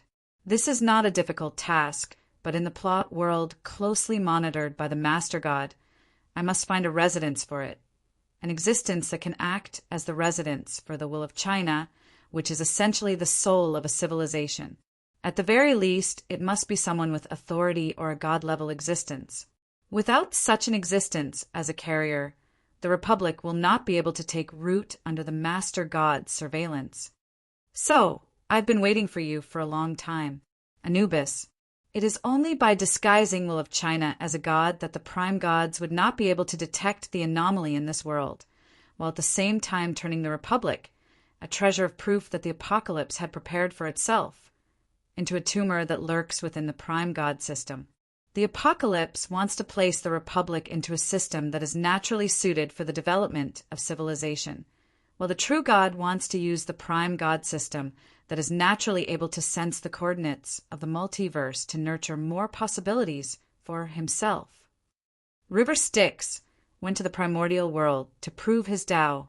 Adam wanted to imitate the God space and open up his own experimental Tao field. That's why I'm here to guide Imodin to stare into the abyss, forcing him to kill a god. That's to separate the existence of Anubis, borrowing the idea of Anubis to let will of China go public through a back door. I've already prepared the back door. Yinglong has already rushed to the first emperor's mausoleum and replaced will of China with Qin first emperor. Using the understanding and knowledge of countless individuals in will of China about Qin first emperor as a foundation, he will reshape the virtual personality Qin first emperor. When Anubis's divinity is split into two, the two undead empires of the East and the West will be born in the burning of the divine fire. Imodin will lose himself and ascend to the throne as a god, while Qin First Emperor will be reborn from the long river of history, leading the undead army in the First Emperor's mausoleum to recreate the Chinese Empire. When the confrontation between the two undead empires reaches its peak, triggering the third plot of the Mummy, the legend of Xianqin, I will return to this world again.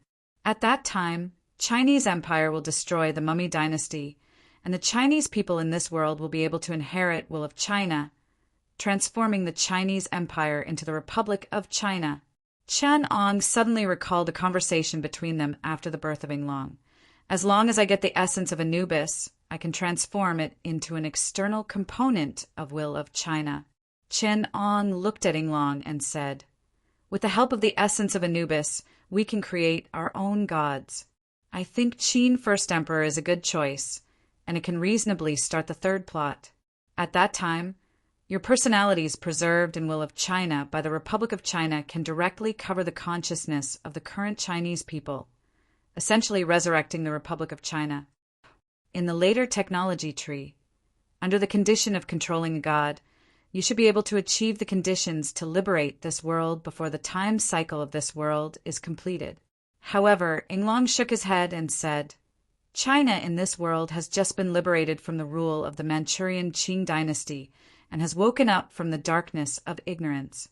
Its people are ignorant and self-abased, and its culture is backward and feudal. It is not enough to carry the glory and ideals of the Republic. However, if we cover her with our personalities and consciousness, how is that different from killing the Chinese people of this era? The Republic of China is a pursuit, a legacy, and an ideal, not a group of wandering ghosts trying to take over another person's body. We are the corpses of the past that have taken over the people of the present. Even if we stand up again, we will only be a group of walking corpses. Only they will be strong in fear, aware in pain, awaken in ignorance, accept and find the light that we pass on to them. That is the civilization that will truly inherit our will. For this, so what if we, the wandering ghosts, all dissipate in the long river of history? We are not an old and stale country, but a civilization that is constantly advancing and expanding.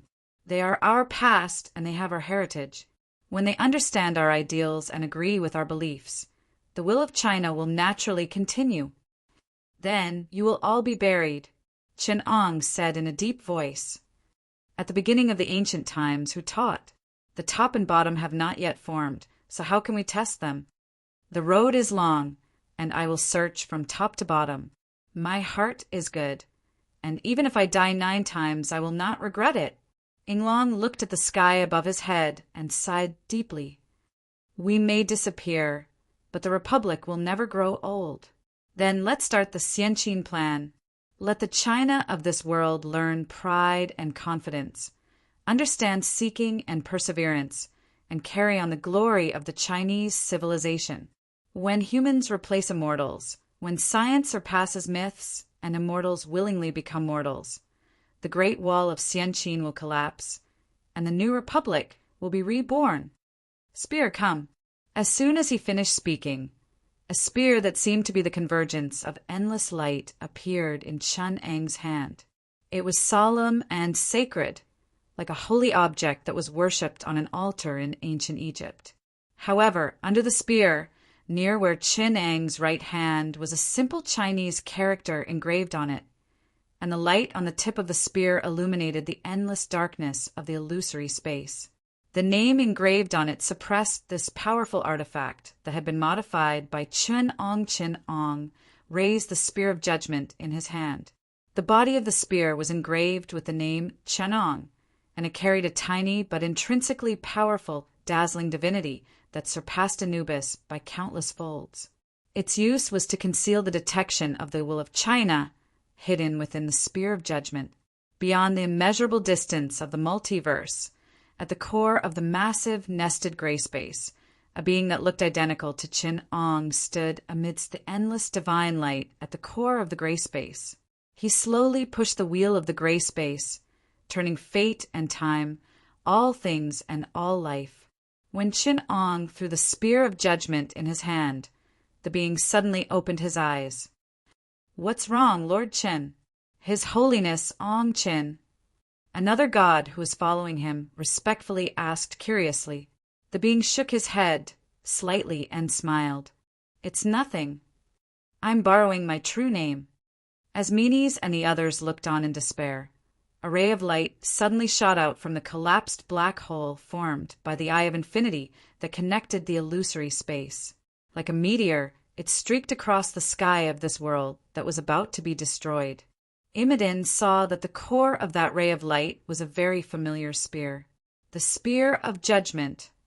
Anubis also recognized that it was a divine artifact that he had forged himself, but he did not understand. Who could harm him with a weapon that he had made? Not to mention that the Spear of Judgment could not even pierce his true location. The being that operated the wheel of crystal wall suddenly said, Anything that has my true name on it cannot be reversed. It will definitely be hit by karma. The Spear of Judgment pierced through the dark underworld like a brilliant meteor and disappeared into the sky that Anubis had covered. Anubis let out an angry roar. At the core of his divine fire, a Spear of Judgment silently appeared in the middle. His divine fire and being were split into 2 halves by this spear that carried a trace of ultimate divinity. Half of it was possessed by a vast will, which tore through the void and disappeared. Mummy E2, main mission completed. All samsara travelers return. The samsara travelers in the illusory space, as well as Shen Tu Gong and the others under Imodin, were stunned. They disappeared from the illusory space and the underworld with confused looks on their faces. The abyss in Imodin's eyes devoured the underworld. With deep darkness and destruction, it also devoured the other half. Anubis's god kingdom was torn into a dark abyss. Imodin's consciousness wandered in the abyss. The enormous soul and divine power that Anubis had accumulated was completely devoured by Imodin. In the abyss, he scattered his soul and used his divine power to cultivate. After a while, death guards and undead spirits emerged from the abyss one after another. They passed through the corrupted underworld and turned to the Isim Oasis, appearing in the yellow sands north of the Sahara in Sudan. The Isim Oasis could no longer be called an oasis. It was burning with lava and hellfire. Right in the middle was a pyramid, made of obsidian. Countless spirits climbed up the pyramid. In the mausoleum of the Qin first emperor, the bronze man on the bronze carriage suddenly opened his eyes. He looked around. The densely packed terracotta warriors were trembling slightly. However, these terracotta warriors were made of steel, machinery as their structure, and fission energy as their core. Yinglong stared at a huge steel mill in the center of the mausoleum of the first emperor. Boiling molten steel flowed along the tracks into an indescribable space. After being reshaped by the will of the Qin first emperor, it became part of a huge base. Chapter 699. The underground palace of the Qin mausoleum had been developed into a vast underground world. What Qin Eng's spear had torn apart was not only Anubis divinity, but also the kingdom of Asim that he had created. Half of the illusory space had been moved here, turning this place into a half-real, half-illusory arcane realm. The vast underground palace of the Qin mausoleum had become Emperor Qin's half-divine kingdom. Countless terracotta soldiers and puppets were working here. Hurry up and fix the main mausoleum. Those foreigners are idiots. They have no knowledge of China's etiquette system and the culture of the Qin mausoleum. They put the Qin first emperor's coffin on a carriage, and the structure of the first emperor's mausoleum has become strange. They even want us to clean up their mess. Yinglong commanded the industrial robots to place the bronze coffin in the main hall of the floating divine palace. For this, not only did they use special superconducting magnetic materials, they also created an anti-gravity illusory space in the main burial chamber of the founding emperor mausoleum. With the vast floating divine palace as the center, the terracotta army was densely packed underground, which was being modified by magic and technology. Then, at the edge of the main burial chamber, there was an underground palace built to look like a city of the Qin dynasty. It included weapons manufacturing, puppet robot manufacturing, scientific research, and the development of magic and divinity of a large area.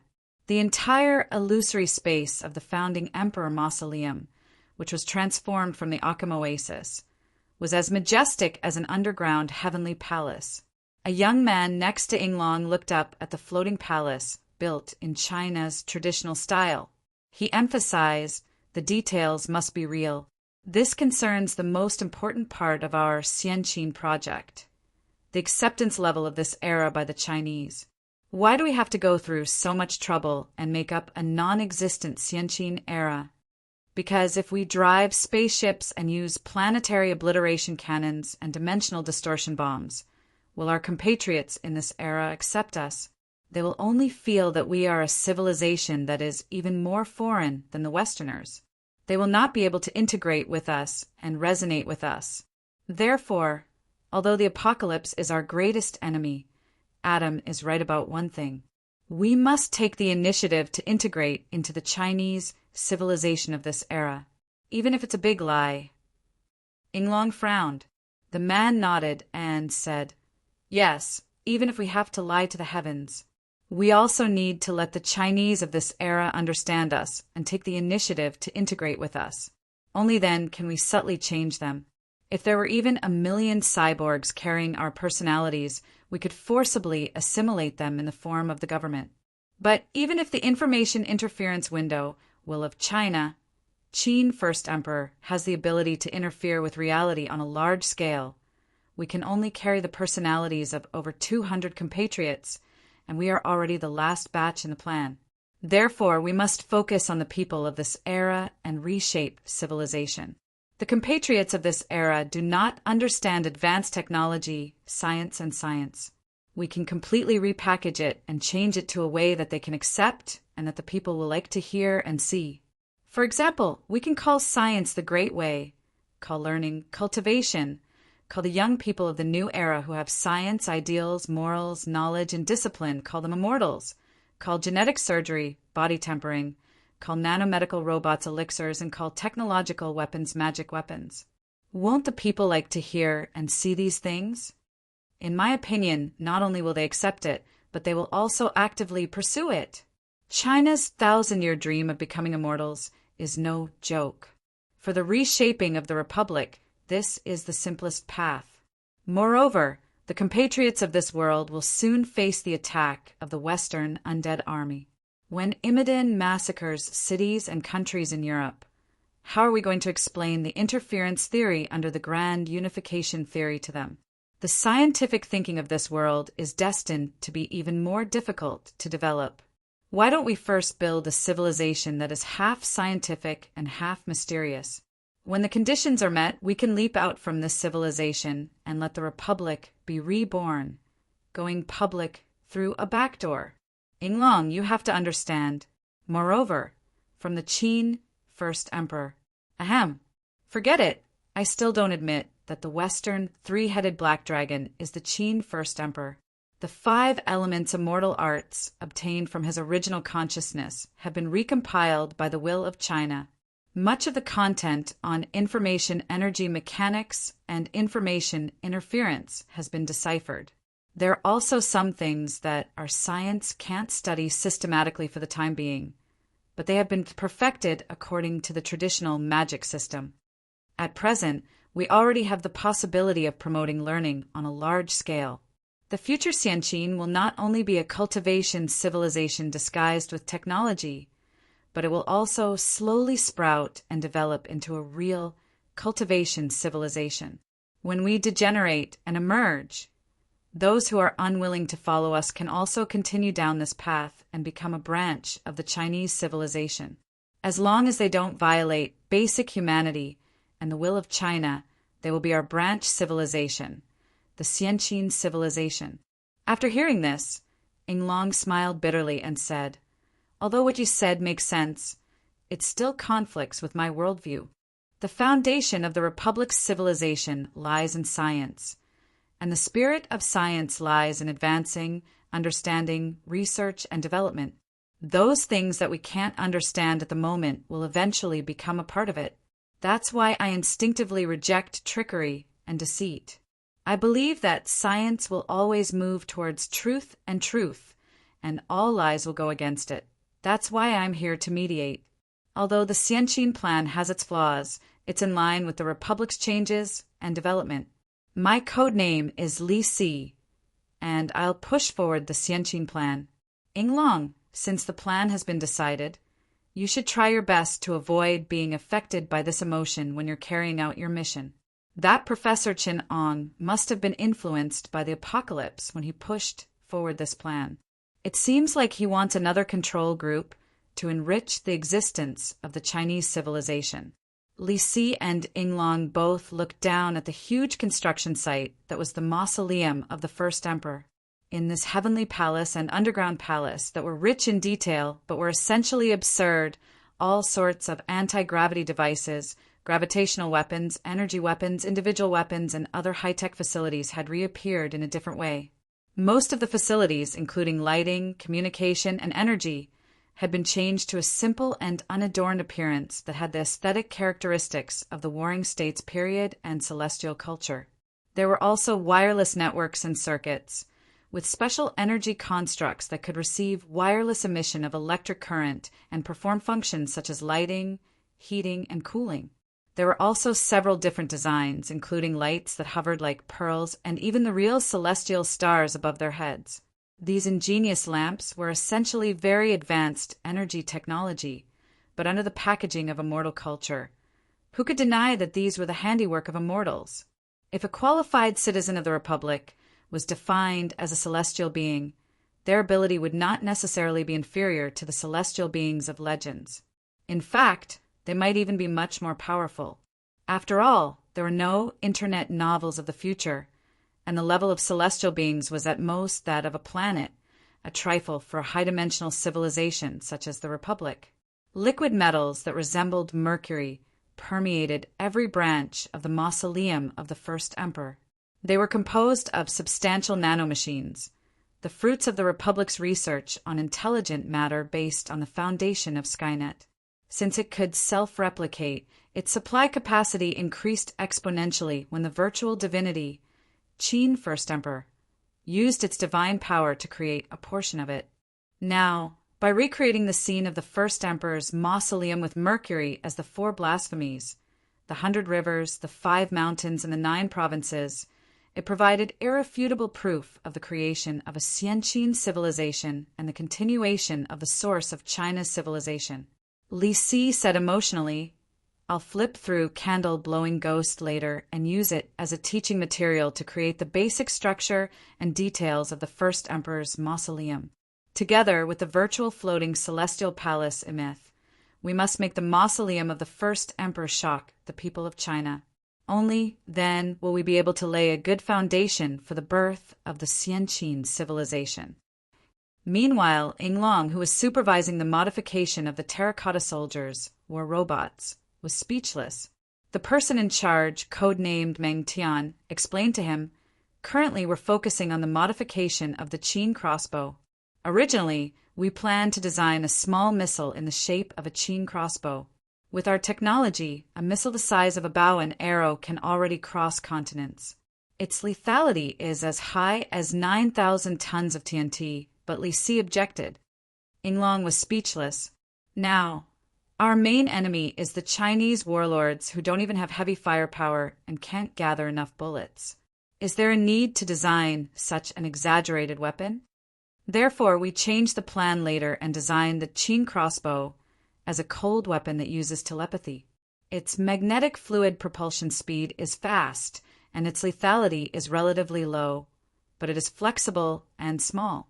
It also meets the design requirements of the celestial culture. Just like a flying sword, through the detection and sensing device built into the terracotta soldiers. Its lethality is the same as an arrow, but it is very flexible. Not only can it be used in long-range combat, but it can also be used in close combat like a flying sword. We originally designed it based on the functions of a flying sword.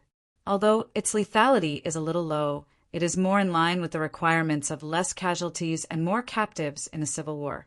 Yinglong nodded. "What we lack now is not a lethality weapon, but a lethality controllability. This modification is reasonable." "How's the modification progress of the terracotta soldiers?" Meng Tian explained, "Initially, we chose the direction of a low-cost robot with a simple structure, ready to be used in a large army battle. But we soon discovered that our biggest demand is actually raw materials. The raw materials purchased through the external Horuses, I-forces, are far from meeting our needs. However, China's industrial foundation is too poor. No, it should be said that there is no industrial foundation at all. Xianyang's local mines have already been developed to the limit, and there is a huge shortage of raw materials. Therefore, we changed it to the path of elite soldiers. Currently, we're using the basic design of low-level mechanical descent bodies. After the relevant modifications, the template of the terracotta soldiers is a Chinese man who is 1.8 to 2 meters tall. They are equipped with a magnetic phase personal shield. The halberd in their hands is a circular vibration energy halberd. Not only can it shoot high-energy rays, but the halberd also has a high-frequency vibration. They have the ability to fly, a small gravitational anti-gravity engine, and a maximum flying speed of Mach 2. The left palm is an infrasonic energy-disabling weapon, and the right palm can eject a variety of bombs called thunder magic. The original fragments of consciousness in the terracotta soldiers have been extracted and transformed into AI. Chapter 700. The Pole of the World, Shangri-La. The Qinghai Tibet Plateau was extremely cold all year round, shrouding this world. But in the wind and snow, there was a hidden fairyland-like secret land, Shangri-La. The fairies Yuan lived here in seclusion. 2,200 years ago, it was she who sealed the Qin first emperor. Of course, the sleeping dragon emperor in the Qin mausoleum was no longer the three-headed black dragon. Her virtual personality, which was remolded by will of China, was useless in front of the Qin first emperor, who gathered the knowledge and belief of the first emperor of the Republic of China. Now that he had obtained half of the divinity of Anubis and the divinity of the first emperor, he no longer needed the fountain of youth in Shangri-La to obtain immortality. As a manifestation of the soul of a high-dimensional civilization, even a virtual personality, will of China had a higher status than Anubis.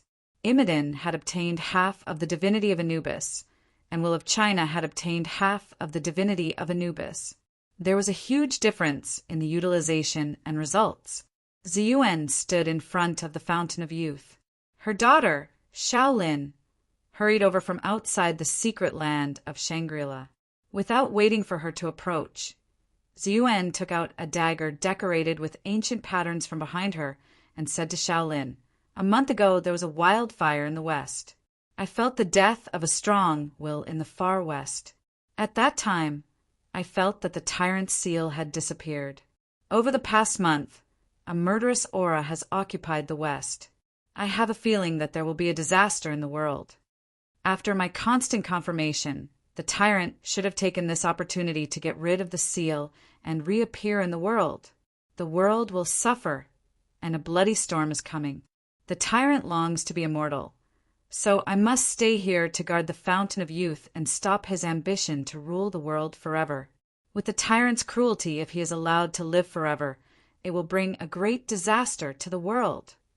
Shaolin took the dagger and said, "I will stop him, mother. I refined this dagger with magic. It is the only weapon that can kill the tyrant. Take advantage of the fact that the tyrant has just broken the seal and is at his weakest, and you have to stab it into his heart." Ziyuan instructed, "Remember, your father died under the torture of a tyrant. If his army returns to this world, it will bring a great disaster to the common people. You must kill him.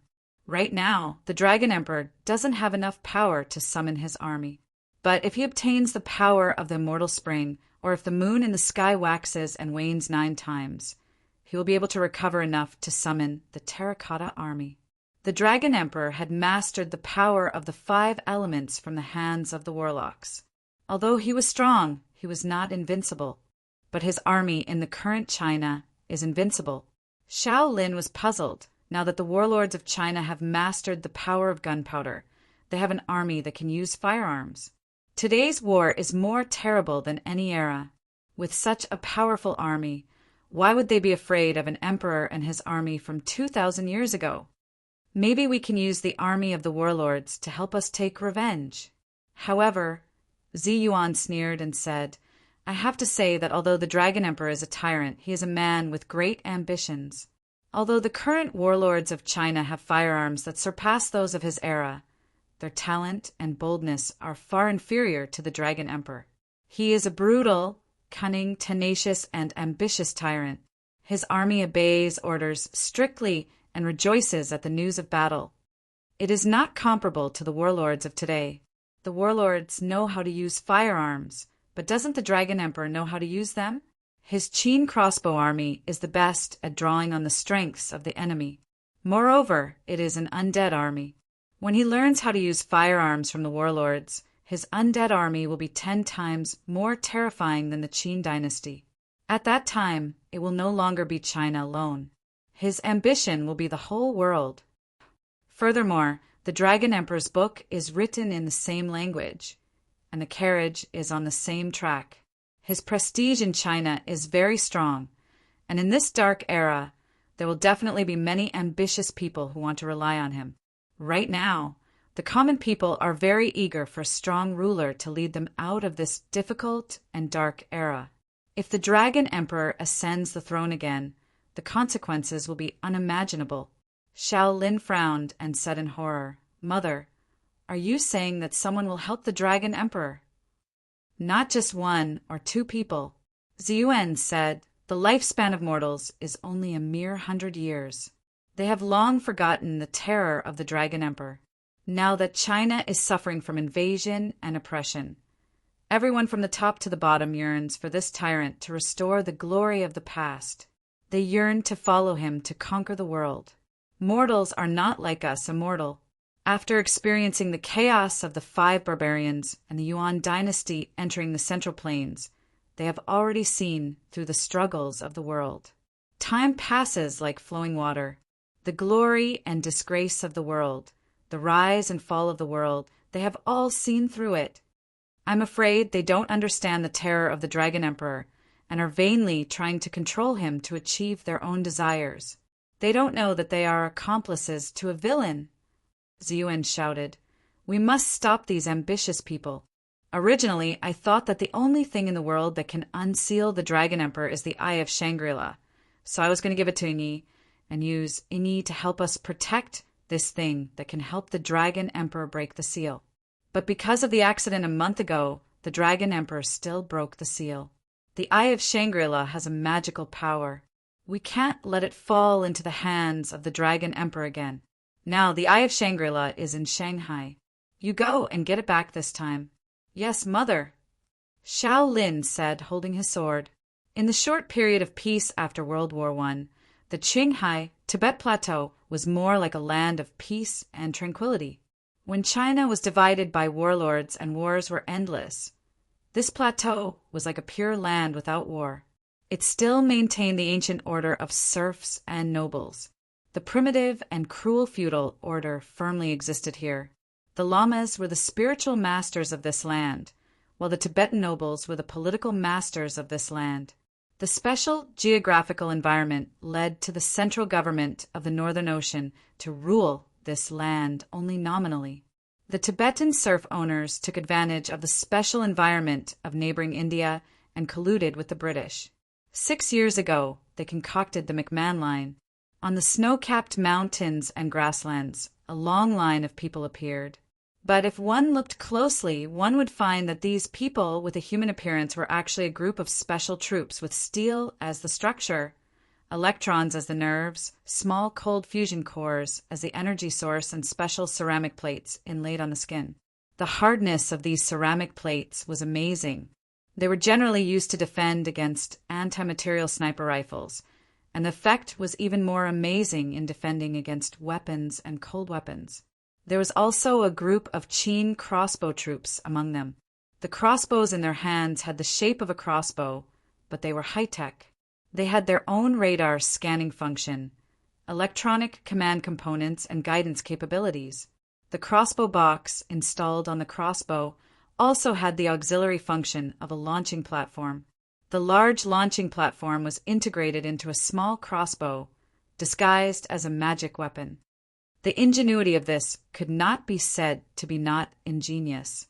Seeing the red walls and golden roof of a temple vaguely appearing in the distant snow-capped mountains, a group of terracotta soldiers stationed on a relatively flat platform. Wang Jian, who was ordered to control Tibet, took out an infrared positioning telescope and easily locked the location of the Lama temple. He smiled and said, although the Qin crossbow troops with ballistic missiles have been rejected, the equipment produced before cannot be wasted. However, the equipment produced before cannot be wasted. Although it is difficult to develop resources in Tibet, with our scientific and technological strength, we can still achieve results. Before the implementation of the Xianqin plan in the mausoleum of the first emperor begins, we must develop and expand a new base here. At the same time, we must start the exploration of the resource points of Shangri-La. Since the central government has decided to start the Xianqin plan, then we must first solve these obstacles that compete with us for the right to speak in religion and theology. In the future, when Xianqin enters Tibet, we must not let a group of lamas come and talk nonsense with us. Li Xan, who was next to him, was busy adjusting the trajectory. Seeing that the Qin crossbow in his hand had already locked onto several coordinates that had been detected, he turned his head and ordered, "Prepare to fire!" 3, 2, 1. Just as Yuan and her daughter, Shaolin, were explaining the important task of sealing the Dragon Emperor, 28 Qin crossbows shot into the air 5,000 meters to the left of the temple in the north of the Tangula Mountains. The tail feathers of the 28 crossbow bolts spewed out light blue ferrofluid propellers, cutting into the stratosphere at a gentle speed. Another crossbow bolt directly shot into the top of the Lama temple not far away. The powerful force allowed it to shoot through the golden roof. Under the horrified gazes of the Lama in the main temple, it sank deep under their feet. Soon after, accompanied by huge flames and shock waves, the other 27 crossbow bolts shot in all directions. In the Patala Palace in Lhasa, a monk looked at a small black dot in the sky that was rapidly approaching. The black dot's flight trajectory was completely different from that of a falcon. At the moment he hesitated, he saw the black deeply penetrate into the main hall of the Patala Palace behind him. Then, a blazing white fireball erupted not far away from him.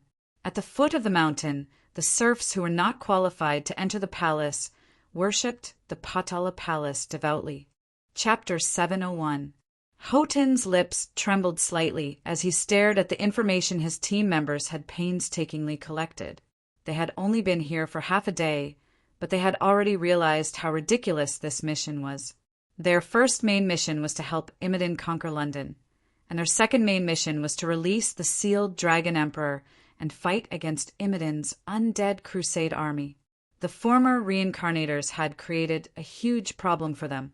For the mission reward, they had actually helped Imodin kill Anubis and allowed Imodin to obtain Anubis's divinity, which was many times more dangerous than the original plot. Now, for some unknown reason, the Lord God probably wanted to intervene in the muddy waters of the previous reincarnators so that the former reincarnators' plan would be destroyed to a certain extent. It seemed like the Lord God didn't want them to succeed. Hotin pondered seriously for a moment and noticed the relevant clues. Our former reincarnators must have wanted to make arrangements in this plot world in advance. That makes sense. They had helped Imodin become a god, so they naturally had the strongest power in this world. So, when they were carrying out the first mummy plot, they also triggered the second plot. They even used items to strengthen Imodin's strength and triggered the conflict between Imodin and Anubis. He intervened and reaped the benefits.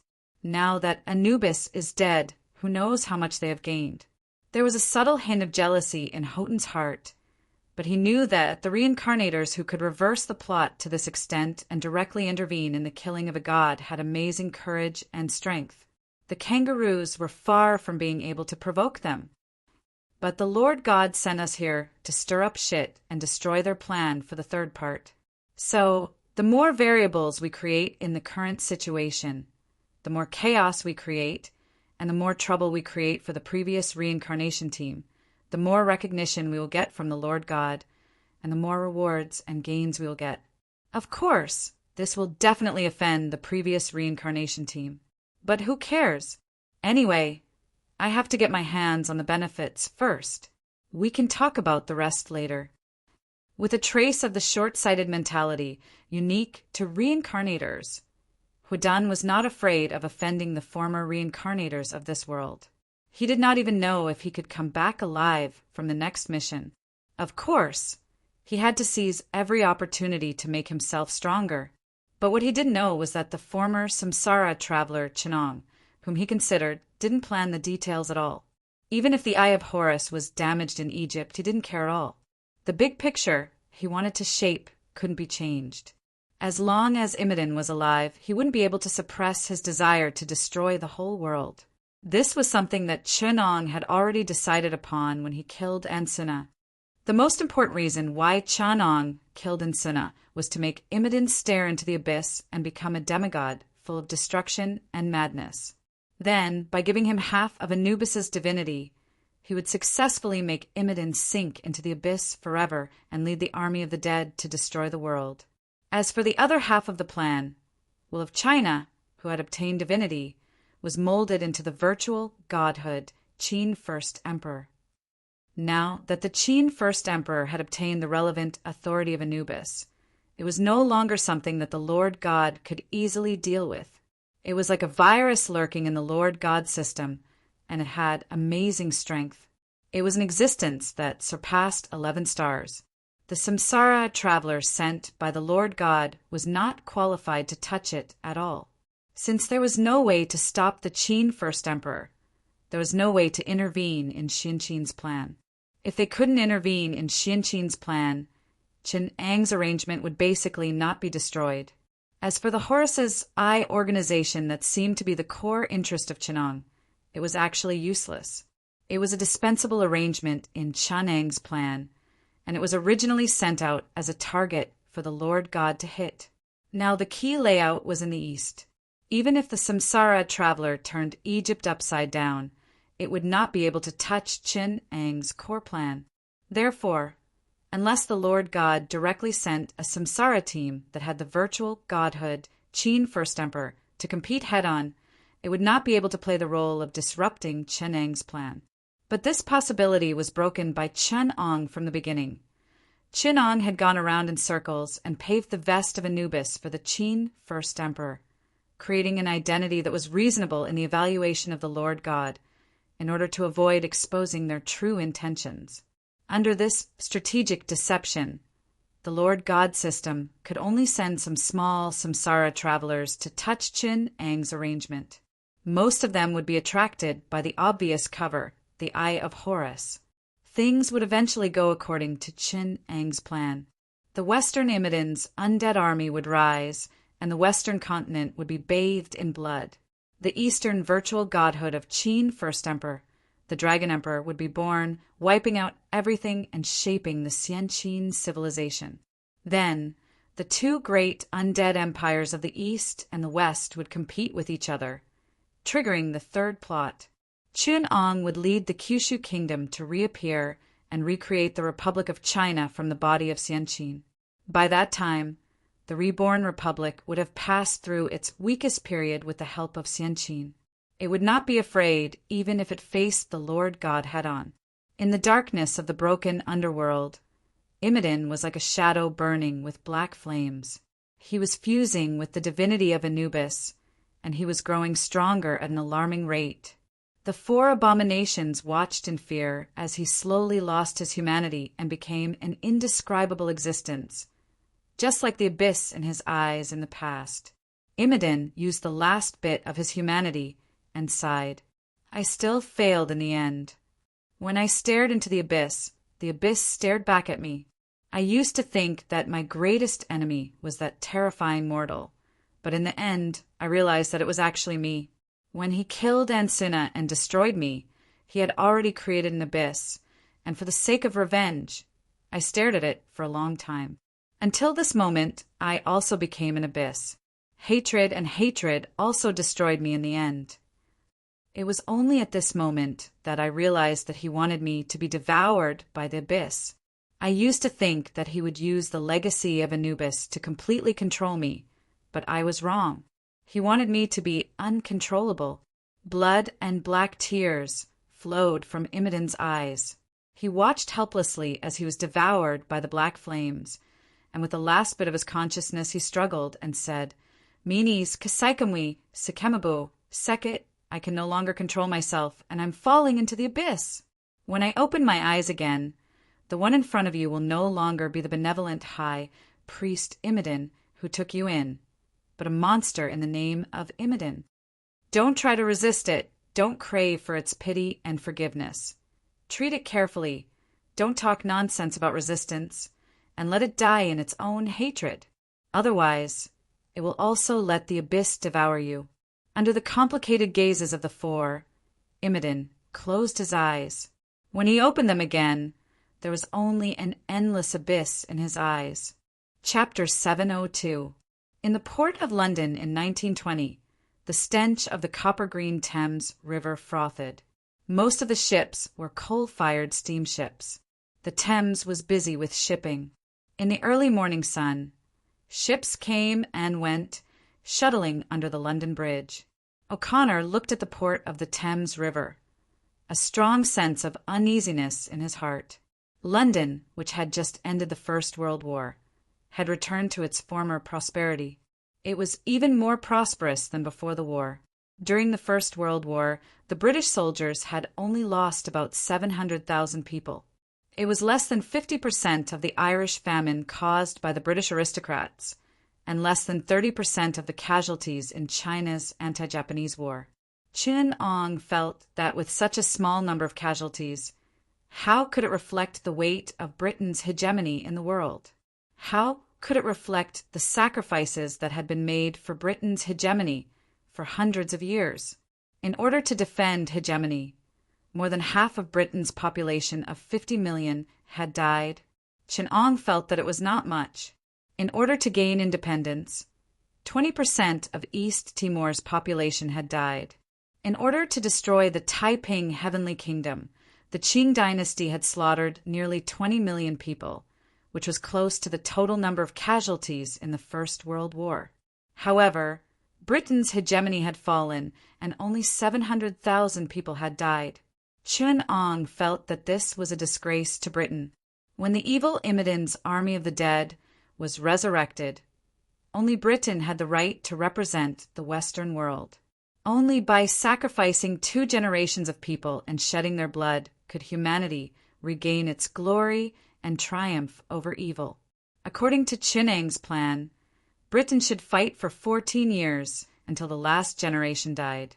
The darkness before justice was always long, wasn't it? For the dawn that was about to come, Britain would not have to pay a painful price. It would all be worth it. For justice, Britain should persevere until the last Indian was dead.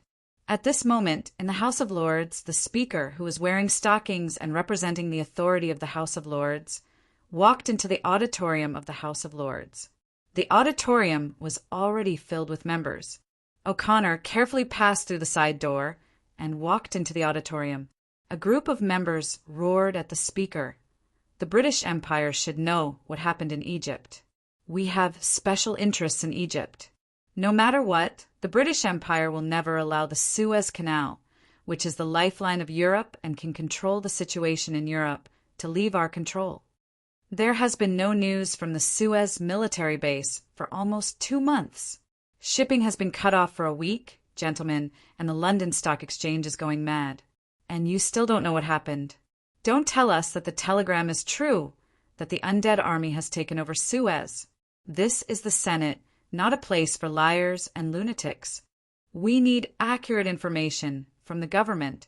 The president shouted desperately, "Quiet, gentlemen, please be quiet. We're dispatching troops from overseas military bases. The truth will come to light soon." In the midst of the chaos, someone stood up and shouted, "If they want a war, then give them a war, no matter who they are. Be it the French or the Americans, we need to know who they are. Where are our diplomats stationed around the world? Why are we like blind men? We're not afraid of the enemy, but the Prime Minister can't cover our nose and ears."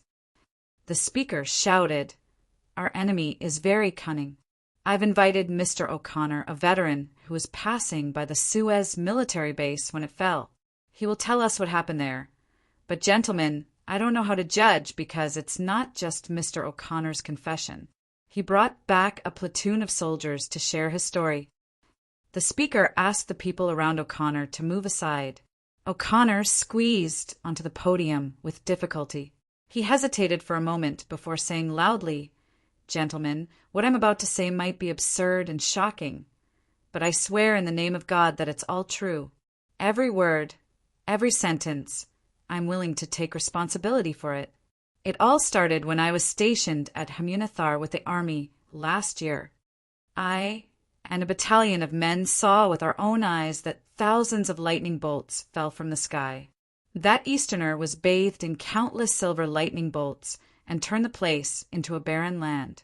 About 5,000 feet away from me, the blazing lightning destroyed everything. What followed was a group of evil vampires. They took over the entire military base. The soldiers panicked like rabbits, and no one could organize a resistance. I stole a ship at the port and retreated from Suez with about a platoon of soldiers. After that, I came to London and reported this to Sir Edmund." O'Connor finished his report amidst the commotion. As soon as he finished, someone jumped up and said sarcastically, "So, Mr. O'Connor, do you think we're children listening to a good night story? He shouldn't be standing on the podium of the House of Lords. He should be saying this in a theater. Who knows? Maybe I'll give him a tip for this wonderful story." The House of Lords roared with laughter. Another well-dressed House of Lords stood up and said, "We want to know the results of the government's investigation. It's been a month, and the government can have done nothing. I know the Prime Minister sent an investigation team. How many ships pass through the Suez Canal every day? I don't believe that no one has brought back any information. Yes, we want to know the truth that the government is hiding. Someone shouted. The speaker hesitated for a moment, then said to the House of Lords, "Everyone, please be quiet. We will tell you the results of the investigation. Next, we will invite Deputy Commander Corbin of the investigation team, but due to some accidents, Deputy Commander Corbin might." At this moment, a person in military uniform walked out from the side door under the watchful eyes of the House of Lords. The reason for the double quotation marks was because the person was only left with a human form. His hair was thin and withered, and his skin looked like it had been skinned. Rotting bones and withered muscles were exposed, and his face was only left with a few large black holes. His teeth were exposed without the cover of his lips. His appearance made people tremble in fear. The speaker said softly, "The investigation team has a total of more than 130 people, and they also have the diplomatic support of the Empire's embassies. They can even mobilize the army." At that time, they approached the Suez Canal under the protection of a regiment. In the end, only 51 people managed to escape. On the way to London, 13 people died. Currently, only 25 people survived, and Corbin is the only one who still has the ability to speak. The rest of the people are either crazy or living a life worse than death. The speaker's words silenced the House of Lords. The House of Lords were either frightened or confused as they looked at the rotten meat on the stage. They heard him mumble incoherently, "Black fog, devil. The undead army is coming here. Everyone is dead. Everyone is going to die." Then the dying man suddenly trembled violently. His body twitched violently, and his eyes were filled with extreme fear. He used all his strength to shout, "They're coming! They're coming! Run! Everyone is going to die! No! God! Save me!" His throat suddenly swelled. His Adam's apple protruded, and his mouth opened wide. Some people were horrified to see a finger coming out of his throat, followed by a hand. A large amount of black fog suddenly came out of his body like countless wriggling insects. In the blink of an eye, he was drowned in the sword. The House of Lords was in an uproar. The House of Lords was in an uproar. The House of Lords retreated in fear, and the speaker shouted for the guards. At this time, in the fog at the mouth of the Thames River, an empty ship sailed silently towards the port. Behind the wreckage of this ghost ship, there were more unmanned ships sailing towards the Thames port. Imogen's bald head reflected the sunlight and appeared at the bow of the ship. He stood at the bow of the ship and looked down at the busy city. The navigator at the port took a small boat and approached the ship in the fog. He shouted at the ship, "Check the ship! Hurry!" Because of the line of sight, he could not see anything on the ship's bow, but the long silence made him feel uneasy. He quietly put his hand on the gun at his waist. Chapter 703. Amidst the smoke, the wreckage of London Bridge was cut in two. About 200 feet of the bridge was slammed into the Tower of London. The huge tower was cut in two. The 10-century-old building had multiple towers. It had been a fortress, an armory, a treasury, a mint, a palace, an observatory, a refuge, and a prison. It had imprisoned the two youngest sons of King Edward IV, the king before him, his cousin and brother, and the two queens of Henry VIII. But today it had become the battlefield ruins of Imogen's invasion of London. The British Royal Navy was torn apart by the powerful dimensional collapse outside the port of London. The Archbishop of the Anglican Church had his soul devoured by Imogen. The Grim Reaper's army had massacred the British army. Even the ceremonial troops in traditional red uniforms were reduced to wreckage. They were buried under the ruins and then stood up again to fight for their enemies. Countless undead were slaughtering the living in the streets and alleys of London. London resisted for 3 weeks. During those 3 weeks, the British Empire mobilized its world-renowned Royal Navy and brave Royal Air Force, risking their lives to take off at night and bombard the undead, just to soften the nighttime assault of the undead. But O'Connor could not forget the abyss in her eyes when the eyeless woman next to Imogen, opened her eyes and looked down at the British Empire's fleet outside the port. The sudden appearance of a huge black hole and dimensional collapse twisted the battleship into a huge steel twist. The flesh and blood of the naval soldiers were like squeezed out of a tin can, turning into a pool of juicy meat paste. This was a war between the dead and the living. In the 2 most intense weeks of the war, the British Empire mobilized a total of 300,000 men, nearly 18 divisions, and mobilized 80% of the citizens of London to resist. The other 20% were not deserters, but Imhotep had converted them into his own soldiers and sent them into the war. At one point, both sides had more than 1 million men. The British side defended London with all their might, while Imogen's side benefited from the fact that cremation was not so popular during the First World War.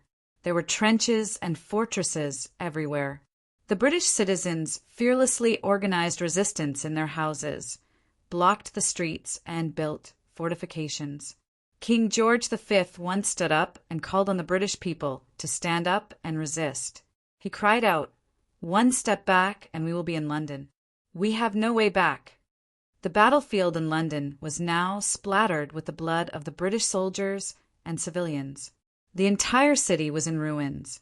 The British used artillery, explosives, and bullets, but the terrifying and shameless Imogen also used bacteria, viruses, and plagues. In this war, Imogen let the rotting corpses run amok on the streets, using them to incubate a large number of flies, beetles, and fungi. At the beginning, there were only 50,000 undead who landed in London. They were all sailors and passengers who died at the Suez Canal. There were already a large number of Egyptians, but their strength was not considered strong. In the 3 days offensive, the first 3 days of contact between the British troops stationed in London and Imogen's army of the undead, other than the London harbour and most of the South and East London, they quickly eliminated a large number of enemies, pushing the front line back to the vicinity of London Bridge. It was at that time that the Tower of London became a meat grinder. Just as victory was in sight, Imogen's real attack had only just begun. The undead that invaded London carried a large number of viruses, bacteria, and fungi. After breaking through to the city in a short time, they followed Imogen's orders and quietly sank into various drinking areas and hidden spots. Decay allowed bacteria and viruses to flourish, and the viruses developed by Imogen's divine powers nurtured unimaginable horrors. In a few short days, the plague engulfed all of London, and more than 190 members of the British royal family died. Just as they boasted, Eden's death rate finally surpassed that of civilians. The death rate of Londoners was 48%, while Eton's was 90%. There was no doubt that this was the glory and honor of the British nobility, and they represented the conscience of the nobility. Of course, it also had something to do with the fact that Imogen focused on the battle. One of his 4 abominations, the mist of original sin, used to linger around Eton, and the British army that they focused on was coincidentally the place where the graduates of Eton gathered. With the joint efforts of both sides, they created a miracle that made the upper class of Britain wear mourning clothes. The soldiers and civilians who died in the plague rose again to fight for Imogen. Imogen, who had been taught a lesson by cannons and bombings, knew very well that the undead and the death guards would not be able to make humans surrender. Machetes and martial arts would not be able to compete with the armies of the imperialists, but bacteria and the plague could, and could even be enough to destroy humanity. This was what Chinong had earnestly taught him in Khufu and the pyramids of Giza. O'Connor carefully wandered through the ruins. There were many people like him. They all covered their mouths and noses with long masks that looked like the beak of a bird, and their bodies were tightly wrapped up. They had to be careful to avoid being discovered by the undead. Most of them were here to pick up scraps. It should be noted that this city, which had accumulated the fruits of Britain's colonization for hundreds of years, had immeasurable wealth. The undead did not care about gold or wealth. So this ruin was hell for the poor who had nothing, but it was also a treasure trove. Even the British government had secretly sent people to search here. Most of them had locked onto the target based on the information they received, and then guarded the area around the gold. They would then send a signal to the British Army, and they would come to the city in the form of small teams to excavate and transport the gold. Before the war, at least 10,000 tons of gold had been placed in London. Even now, the city still contained an insane amount of wealth. The government of the United Kingdom needed this wealth for military expenses and to recover London. O'Connor was this kind of official tomb raider. The British Empire had been raiding tombs all over the world for hundreds of years. Now, they could finally loot at the doorstep of London. The people of London were overjoyed, and there were often rumors of wealth. The undead under Imogen also welcomed the flesh and blood of the living to add to their meals from time to time. Now, even the skeletons, which were so rotten that only their skulls were left, knew to wander around the palace and the bank. The more luxurious the house, the more undead there were nearby. Tomb Raider O'Connor was here to find another legendary Tomb Raider, Indiana Jones. Mr. Indiana had recently been ordered by the government of the United Kingdom to explore the British Museum. Now, it had become one of the headquarters of the undead army. Imogen's men all said that they felt like they were home in the Egyptian relics section of the British Museum. One by one, they moved their coffins to that place. Imogen often came here to reminisce about the past. From time to time, he would touch the mummies and golden coffins and read the stone tablets and murals that the British explorers had excavated from the pyramids. During the war, it was not that the government of the United Kingdom did not think about moving the cultural relics here. Unfortunately, before they could be alerted, the army and guards here died because of the plague. O'Connor carefully avoided the bodies of the eagle men in the sky, the sharp eyes of the undead with wings, and the patrols of the jackal men with amazing martial arts. He made his way to the vast British Museum. He nimbly followed the route that he was familiar with and arrived at the library that the undead would not be interested in. He climbed to the top shelf of the library and moved his hands on two inconspicuous tomes to open a mysterious door. As soon as O'Connor entered, he felt someone pointing a gun at his head. "Mr. Jones, it's one of us." O'Connor slightly turned his body and showed the person the ID in his pocket. The person was younger than O'Connor. He was wearing a cowboy hat and a classic shirt. It was worth noting that he had an especially long whip tied around his waist. Indiana Jones took O'Connor's ID and quickly glanced at it. I know you, Mr. O'Connor, former British soldier, now an archaeologist and the famous demon door opener." "We didn't release Imogen," O'Connor retorted with dissatisfaction. "It was a group of Easterners who released him." "Then, Mr. O'Connor, what business do you have with me?" Indiana asked as he put away his gun. "Mr. Indiana, you became famous because you retrieved the Ark of the Sacred Covenant. At the time, the entire United Kingdom saw you as their savior. They thought that you would bring back the glory of God and help him destroy the demon Imogen. But you failed. Not only did Imogen not perish, but he also took away the power of the Arkansas. Although you destroyed a large number of the undead, it was useless. They would still crawl out of the corpses. You, who failed in the end, were not willing to let it end just like that. So you came to the British Library to look for clues about the Holy Grail." "O'Connor, is that what you want to say?" Indiana Jones interrupted him impatiently. "No." O'Connor shook his head and smiled sarcastically. "What I want to say is, if the Ark of the Covenant couldn't destroy the demon Imogen, can the Holy Grail? What God and Moses could not do, can Christ Jesus do? You're slandering my Lord." Indiana Jones angrily grabbed O'Connor by the collar. O'Connor glared at him and sneered. "If you want to lure Imogen here, then we can fight here." Indiana Jones let go of O'Connor unwillingly. O'Connor said coldly, "The government of the United Kingdom wants me to find you and tell you a new clue and mission. A clue that can really defeat Imogen." The group of Australians who searched for the Ark of the Covenant with you provided a very crucial clue. I've said it before, there was a group of Easterners who played a key role in Imhotep's death. They were the ones who awakened Imhotep and destroyed him. Now, the Australian called Horton has provided a crucial clue. That group of Easterners also participated in the crucial battle where Imhotep killed Anubis and transformed into a demon. They even took away half of the divinity. This is our only hope to defeat Imhotep. Only by finding the divinity that the Asians took away can we have a way to kill the demon Imhotep. According to reliable sources, this group of Asians brought the divinity to China to resurrect a tyrant called the Dragon Emperor, awaken the undead army of the Dragon Emperor, stop Imhotep's invasion, and let that ancient country rule the world again. We must stop their evil actions, take back the divinity, and bury Imhotep. Then what is my goal? Indiana Jones frowned slightly and said, "The Dragon Emperor is buried in a huge mausoleum.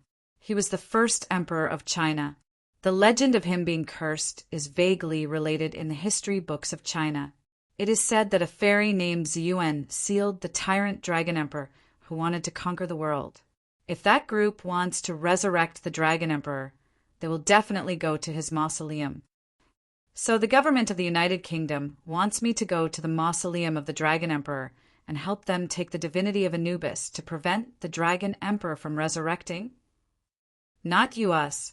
Oh, Connell pointed at himself. "Me, an archaeologist from the United States called Laura, and an explorer called John Adams Gates are also on this journey." In the United States, the young female archaeologist Laura said to the American government officials sitting in front of her, "What? You want us to explore the mausoleum of the Dragon Emperor that is far away in China?" She flew down from the cliff and nimbly rolled 2 steps before landing on the ground. She untied the rope on her body and asked in confusion, "Why?" "In China," Partridge Whistle sighed deeply and said, "Hair Hill Seal, touch the golden talisman, move the mountains and unload the ridges, dragon seeking formula. Human lighting the candle, ghost blowing the lamp, survey the inverted bucket, find the star peak. Mercury spot, raise the bright artifact, go to countless dragon pavilions and treasure palaces. Dark sunken coffin, bronze outer coffin. Don't get close if you are not strong. Vertical burial pit, Xia Zi tomb, move the mountains and unload the ridges. Red clothes fierce, smiling corpse. Ghost laugh is better than ghost cry. Did you hear that? Vertical burial pit, Xia Zi tomb.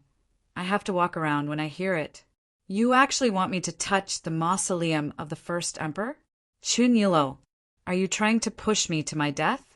The person sitting in front of him was called Chun Yulo.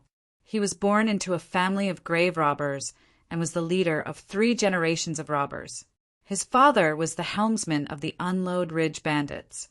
He had a pair of eyes that could see through mud, recognize the color of grass, and find hidden treasures. Although he was still young, his ability was already extraordinary. Hearing Partridge Whistle's refusal, he was not angry. He only smiled and said, "Yang Shao, do you have a red birthmark on your back that looks like an eye?" Legend has it that the exquisite queen's eyes are connected to an unimaginable world, that is the Ghost Cave. After her death, a tribe called the Ghost Cave was cursed for generations, and their people would die suddenly at a young age. The cursed people all have an eye on their back that symbolizes the Ghost Cave. Yang Shao, you can't fool me. You are the people of the Ghost Cave. But now, another pair of eyes like this has appeared in the West. Your destiny has ushered in the dawn of liberation. Only one thing in the mausoleum of the first emperor can save you. Otherwise, when the woman in the West with eyes connected to the Ghost Cave gets closer and closer, your entire tribe will be dragged into the Ghost Cave, never to be reincarnated. Partridge Whistle was silent for a long time before he said, "Okay, I will go with you." Chapter 704. 1920 was the 3rd year after the end of the First World War and the 8th year after the establishment of the Republic of China. In July of this year, the Zhili Anhui War broke out in China. Wu Peifu tried to capture Duan Chui, but failed. Duan Chirui of the Anhui faction was defeated. On July 17th, floods flooded the 4 counties of Zhejiang, Jiangzhou, Wenling, and others.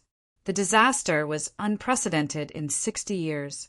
On December 16th, 280,000 people died in Haiyuan, Gansu, Ningxia Haiyuan earthquake today. It was under these circumstances that Partridge Whistle and Chen Yulo came to Xi and Shangxi. Chen Yulo was a well-known figure in the Lulin society. In every dynasty and every generation, only when the world was in chaos would the Xialing bandits live in the mountains and rivers. They would dig up tombs and break the dragon vein of the royal tombs. During peaceful times, the government was in charge. China had always been strict with household registration checks. A large group of refugees like the Xialing bandits would wander around and become a thorn in the side of the government sooner or later. Therefore, it was only when the world was in chaos and the vagrants became bandits that these Xialing bandits could change their appearance and put on the identity of the Lulin. Usually, they would roam the mountains and forests, and there would be troops who would travel everywhere to observe the landscape of the mountains and rivers. Once they found a great tomb, they would gather and rob the tomb clean. Chun Yulo's father was the head of the Xialing bandits. He controlled the famous horse bandits in Henan, Shaanxi, Two Lakes, and several other provinces. He was a big figure in the 3 provinces and 4 rivers. Partridge Whistle came from the Zagrama tribe. In order to break the curse caused by the shaman in the tribe who used the jade eye to peek into the virtual space, these people painstakingly searched for the Mukin pearl that appeared for a fleeting moment during the time of Emperor Wu of Han. In order to find the Great Tomb, they formed a branch of the inverted fighting sect, the Banshan Taoist. After thousands of years of inheritance, Partridge Whistle was probably the last Banshan Taoist in their tribe. When he was young, he learned this skill from a tomb raider whose name was Liao Qin. He became a master of 2 great inheritances. Chun Yulo knew about his skill and insisted on bringing him on board. Chun Yulo and Partridge Whistle were in the territory near the ancient city of Xin. They found a clue at the northern foot of Mount Li, the shore of the ancient Wei River, east of Lintong County and Ma. Partridge Whistle saw that the terrain here was very open. The mountain range was symmetrical on both sides, the forest was lush, the valleys and peaks intersected. The mountain range was slightly curved in the south of Mount Li, like a blooming lianhua. The imperial mausoleum was in the middle of Mount Li, surrounded by peaks and ridges. It was one with the entire Mount Li, like a lotus bud in the middle. According to feng shui, this place was the remnant of the Qinling dragon vein. Partridge Whistle had been traveling all over Mount Li these past few days. Only then did he have the confidence to tell Qin Yulo. The first emperor had the ability to conquer heaven and earth. He was the ruler who unified the 4 seas. Although his second generation died early, his burial place must be the Dragon Vein True Cave, the main vein of Daqin. This kind of Dragon Vein True Cave cannot be hidden easily. That is why so many imperial mausoleums have been robbed. The Taizu Mountain of the first emperor's imperial mausoleum carries the Qinling Dragon Vein through Mount Li. The Wei River flows from the Qinling Mountains to Xianyang. Layer by layer, it repeatedly opens the tents, passes through the gorge, gathers its qi, and travels to the shore of the ancient Wei River. Then it enters the protruding cave where the star sand intersects with the water and the yin and yang match. The imperial mausoleum is the imperial mausoleum. There is an open plain east of Lintong County to Ma. The imperial mausoleum is located at the fetus, nurturing longevity, crown, and belt areas. It should be the most appropriate location to locate it from here. Good. You are worthy of being Partridge Whistle, who has 2 branches. Chun Yulo was overjoyed. Since you have already located the earth vein, then it is time for us, Xianling branch, to show our skills. Since ancient times, the Xianling strongmen were skilled in equipment and cooperation. Even the Qin Emperor's underground palace was not difficult for them to create a tunnel that led directly to the main burial chamber. However, what the 2 of them did not expect was that although the main structure of the first emperor's imperial mausoleum still followed feng shui geography, After Yinglong and the others' crazy modifications, the underground palace was so vast that it could no longer be called an underground palace, but an underground city. The entire First Emperor's imperial mausoleum was embedded in Mount Li, covering an area of more than 200 square kilometers. It was built into a complete underground city by the construction robots. It was really unimaginable for the two of them. As for O'Connor, Indiana Jones, Countess Laura, and the others overseas, the distance from London to Shaanxi was very high. Fortunately, the government of the United Kingdom knew the importance of the matter and the urgency of the situation. On top of that, Imodin burned and killed along the way and swept across the British Isles. Countless people were killed, forcing the few of them to travel through the night and night. All the British colonies overseas gave them their full support. At the beginning of the 20th century, they set a record for a flight around the world. In just 10 days, they landed outside an airport temporarily requisitioned by the British consulate in Wuhan. In these 10 days, Imodin's army of the dead had already reached Cambridge, which was only a dozen kilometers away from Coventry. The entire United Kingdom was in a crisis of national annihilation. The Wuhan Council did not dare to delay and arrange for them to board the plane to Shaanxi that very night. O'Connor looked at the vast fertile land outside the window and seemed to have a lot on his mind. Indiana Jones had already asked for the key information in detail on the way. He spread out the map on the table and pointed in the direction of Mount Li. He said, "Although London fell and most of the precious historical information about China was left in the British Museum, after my infiltration and excavation and the government's investigation, we have already locked the Dragon Emperor's tomb in this area." O'Connor nodded and said, "Don't worry about the manpower. The council has already reached an agreement with one of the biggest warlords in China, Mr. Pefyu Wu. We have also reached an agreement with the Guoming government in the south. In China, we will be unimpeded. The empire requires the warlords in both the north and south of China to give us the greatest convenience. For this, we have to pay a certain price in diplomacy." Laura frowned and said, "Are you sure that there won't be a strong protest from the media and newspapers if we go to dig up the tomb of their oldest emperor? I mean, China is becoming more and more nationalistic. I'm afraid that their people will not agree to let us dig up their ancient monuments."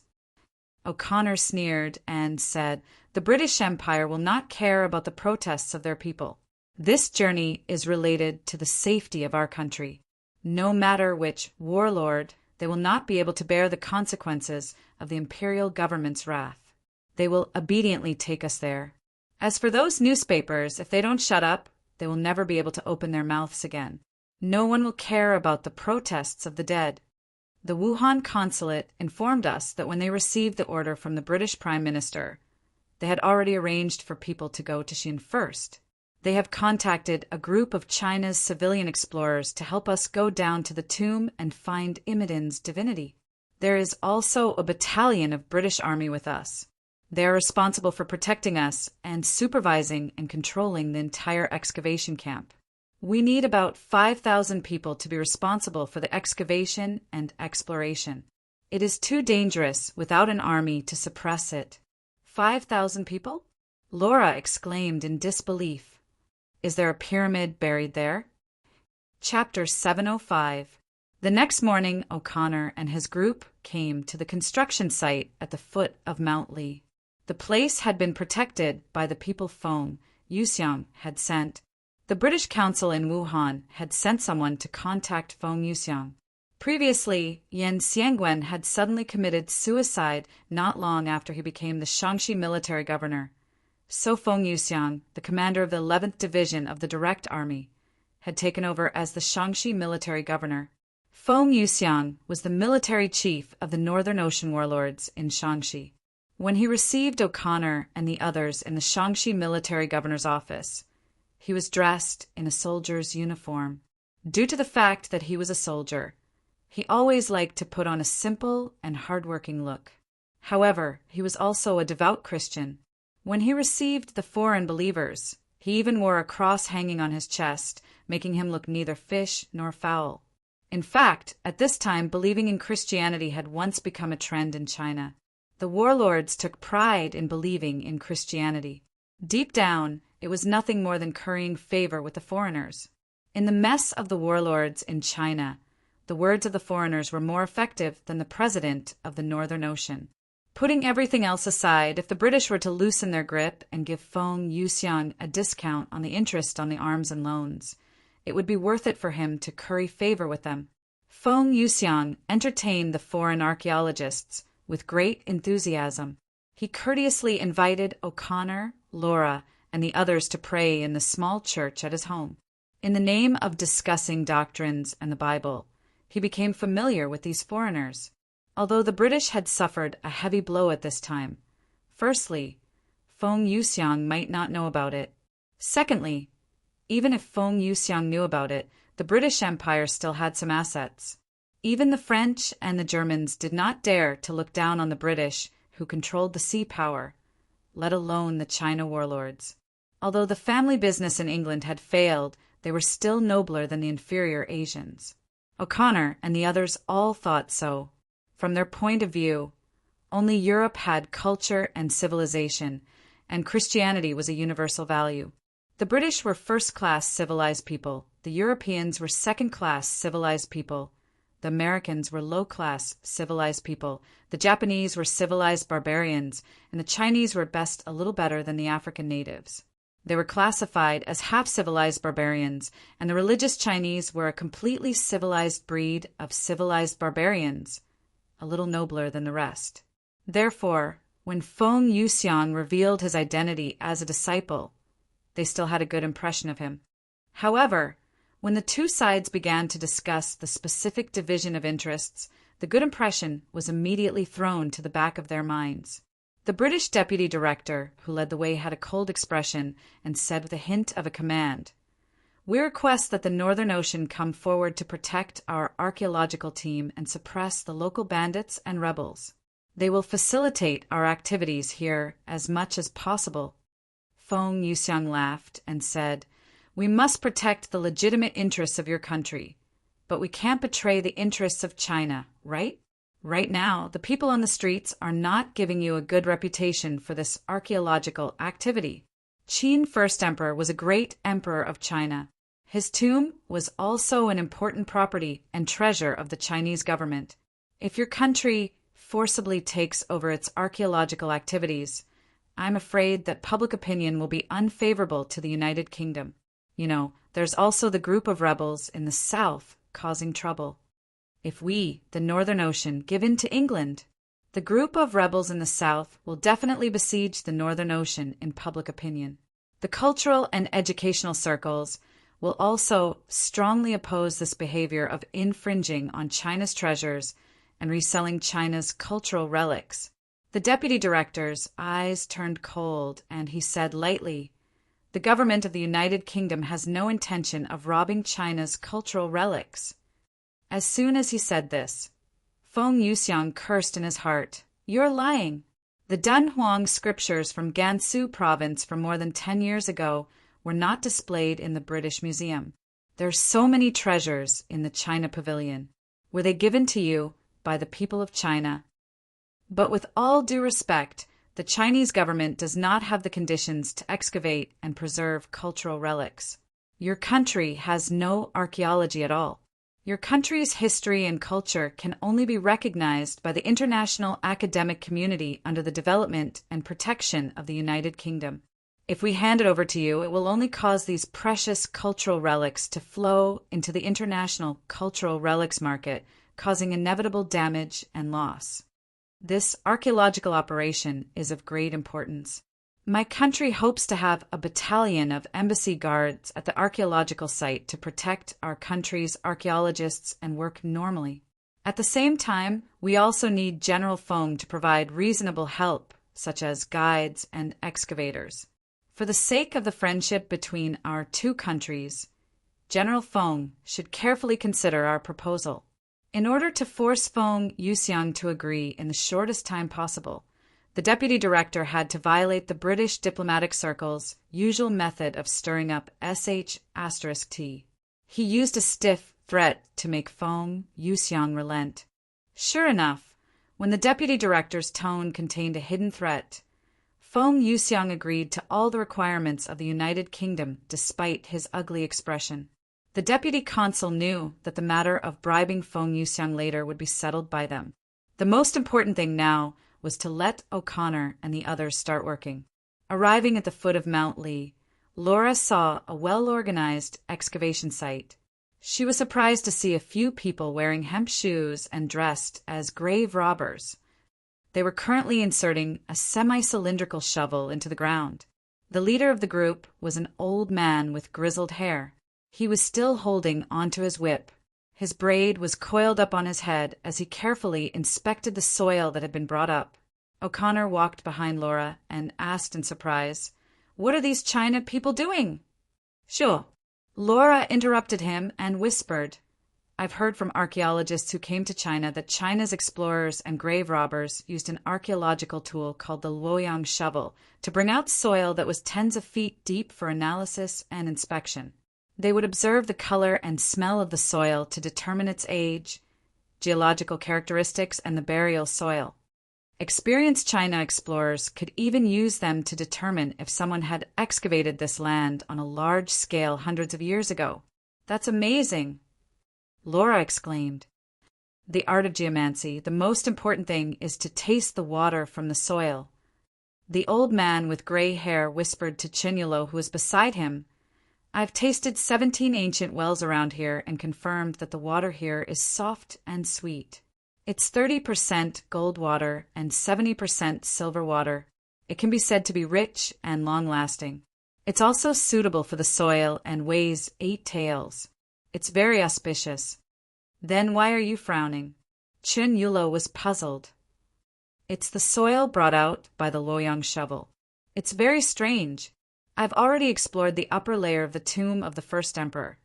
But if it's according to what I've found, the tomb of the Qin emperor has soil marks for 12,000 steps back and 30,000 steps to the left and right. And the top layer of the soil is greenish-black, which is yang green soil. Yang green soil often appears in the tombs of the Warring States period. But I've only seen this color of yang green soil in the tomb of a noble of the Qin dynasty. At that time, your father was the leader. He led us to the tomb at the foot of the jagged mountains. At that time, we noticed the strangeness of this copper-colored soil. Later, when we broke through the robber's hole in the soil, an unimaginable horror happened. Later, we learned that this copper-colored yang green soil is also called hibernating dragon soil. This yang green soil needs to be mixed with human blood and mashed together with the yang green soil excavated from the ancient tomb. A soil ball has to weigh 9 taels and 9 parts. It's mixed with goo insects and foreign insect eggs and poured on the outer layer of the tomb's soil. There are 8 kinds of goo insect eggs mixed in the hibernating dragon soil, plus the eggs of a foreign insect called goo insect. The goo insect hatches when it sees the wind.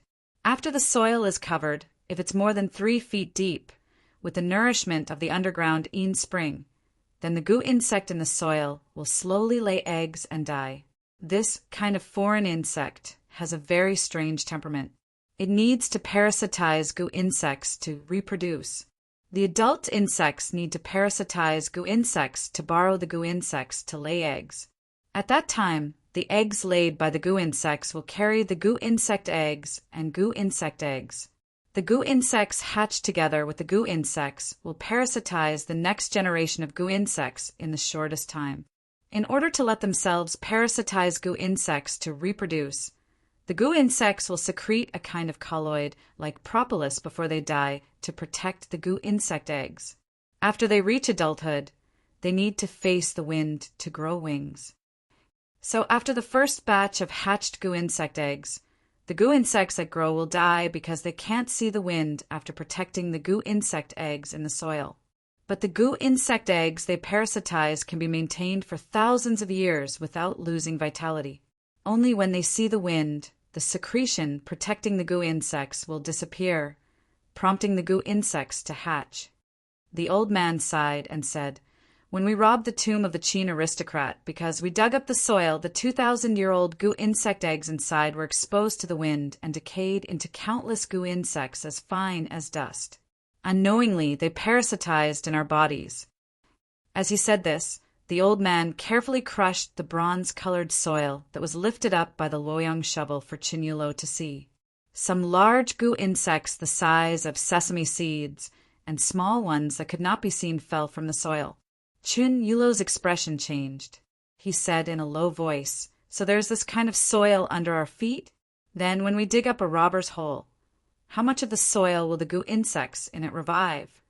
The old man thought for a moment, then raised his head and said, "As the wind blows in the robber's hole, it will probably alarm the goo insects in the surrounding area. These goo insects like Yin and Hatyang, normally they will not appear in areas where the sun shines, but very quickly they will be everywhere in the robber's hole. When we dig into the robber's hole, it will be like entering a worm's hole. Starting from digging to the hibernating dragon soil, it will only take 3 minutes for the goo insects to revive and breed. The larger the area we dig, the more goo insects will be alarmed. This is the first layer of defense of the first emperor's tomb." Qin Yulo sighed and said, "With the great talent of the first emperor, who knows how much more danger he will face this time." O'Connor looked at the few people who were staring blankly at the Luoyang shovel under their feet and laughed coldly. "I think we don't have to look forward to that group of Chinese. They are ignorant and lazy, uncivilized people. We don't have much time left. We have to quickly dig up the coffin of the Dragon Emperor and stop those Easterners from reviving him." Laura objected, "I think we should listen to the opinions of the local explorers." Chapter 706. Seeing that O'Connor had left by himself, Laura did not take his words to heart. She went straight up and greeted Qin Yulo in broken Chinese. "Hello. Do any of you speak English? I'm an archaeologist from England. My name is Laura."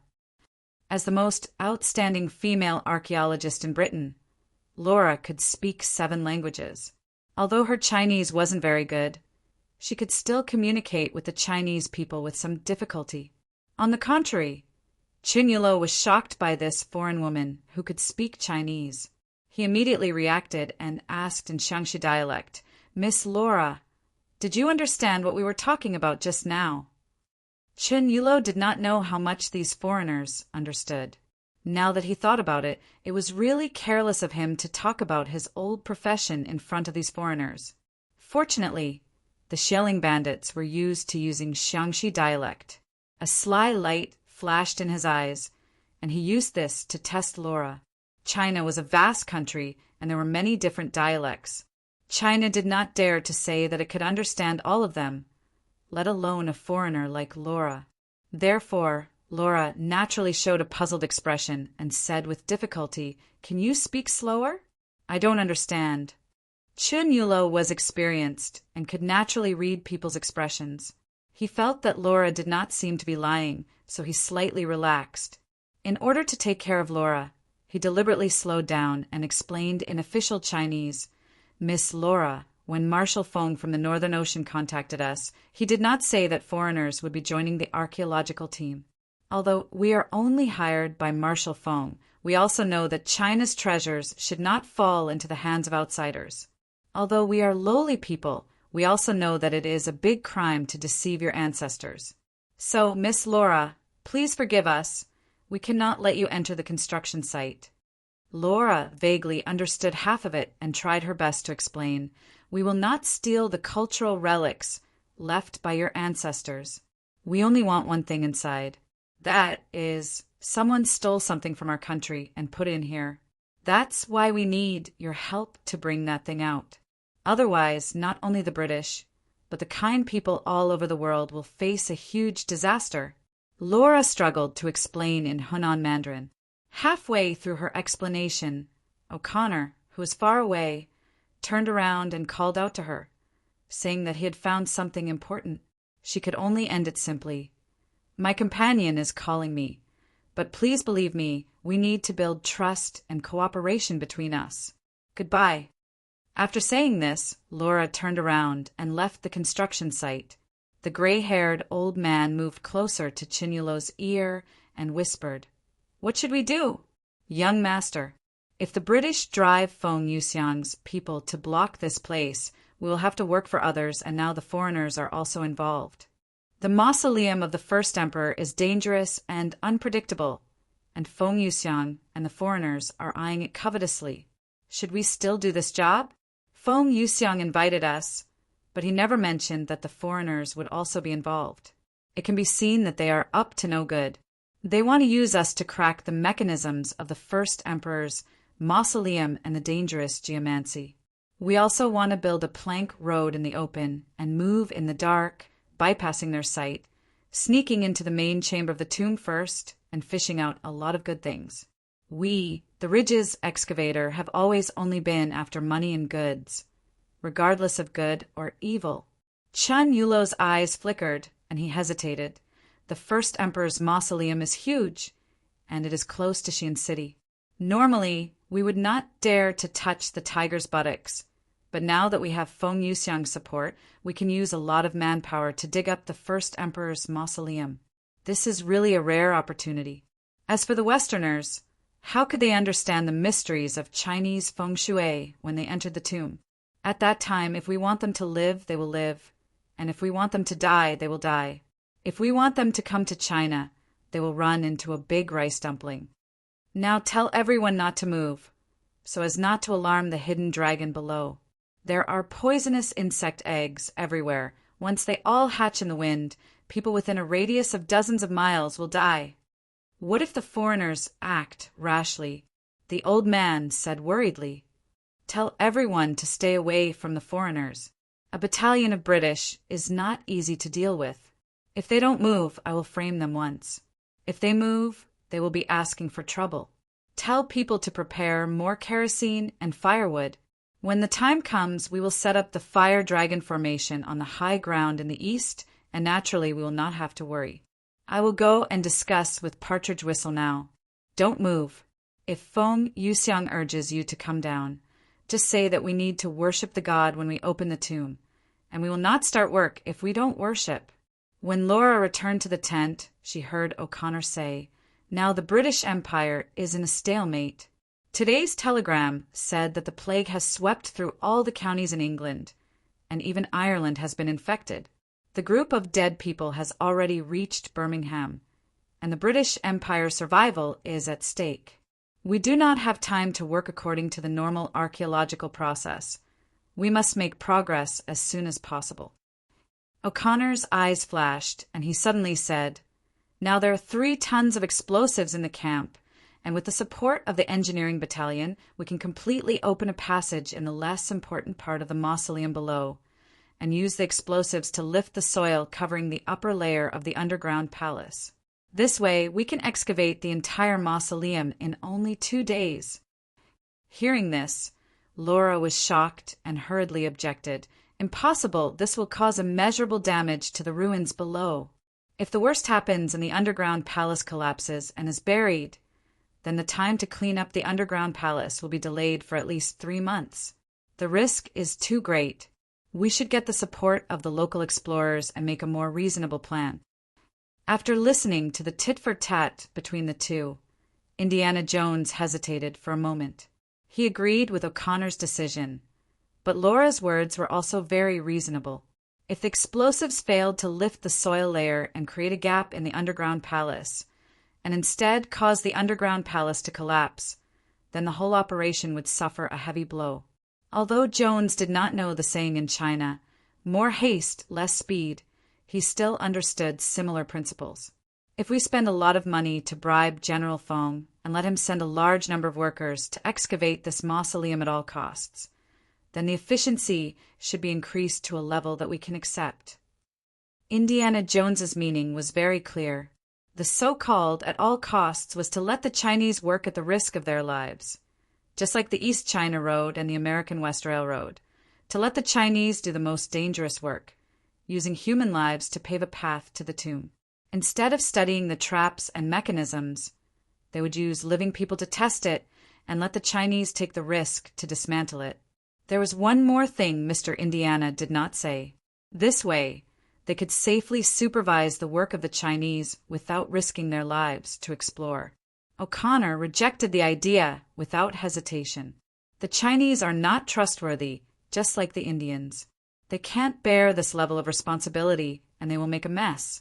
In this case, we should let the trustworthy British solve the problem. In the end, they discussed and decided to carry out the two plans at the same time. On one side, O'Connor would command the British engineers to find out the general shape of the underground palace, blast a hole to the side of the tomb, and then detonate it in a direction to create a relatively large gap. On the other hand, Indiana would let the Chinese civilian workers continue to dig down to get more information about the underground palace. If O'Connor succeeded, then the Chinese civilian workers could enter the tomb to explore the underground palace first, and the British Army would be responsible for inspection and security. If O'Connor failed, they could also enter the tomb from the other side of the underground palace. Coincidentally, the area of the underground palace that the Luoyang shovel had dug was at the edge of the British Army's camp. They could blast a tunnel from the back of the camp and then detonate it. O'Connor commanded the engineers to quickly dig a tunnel from the side of the sealed earth to the underground palace, while Laura and Indiana went to contact Chinulo to continue the excavation. The shelling bandits' camp had been moved to the high ground on the east side. In front of the camp's gate, Partridge Whistle and Chinulo were having a heated argument. Chinulo explained, "We didn't know that the foreigners were involved, and we didn't know that there was a foreign army watching over us. Besides, this place is full of traps, and we can easily investigate them. It's not difficult to kill all the foreigners. Brother Yang, why do you have to do this?"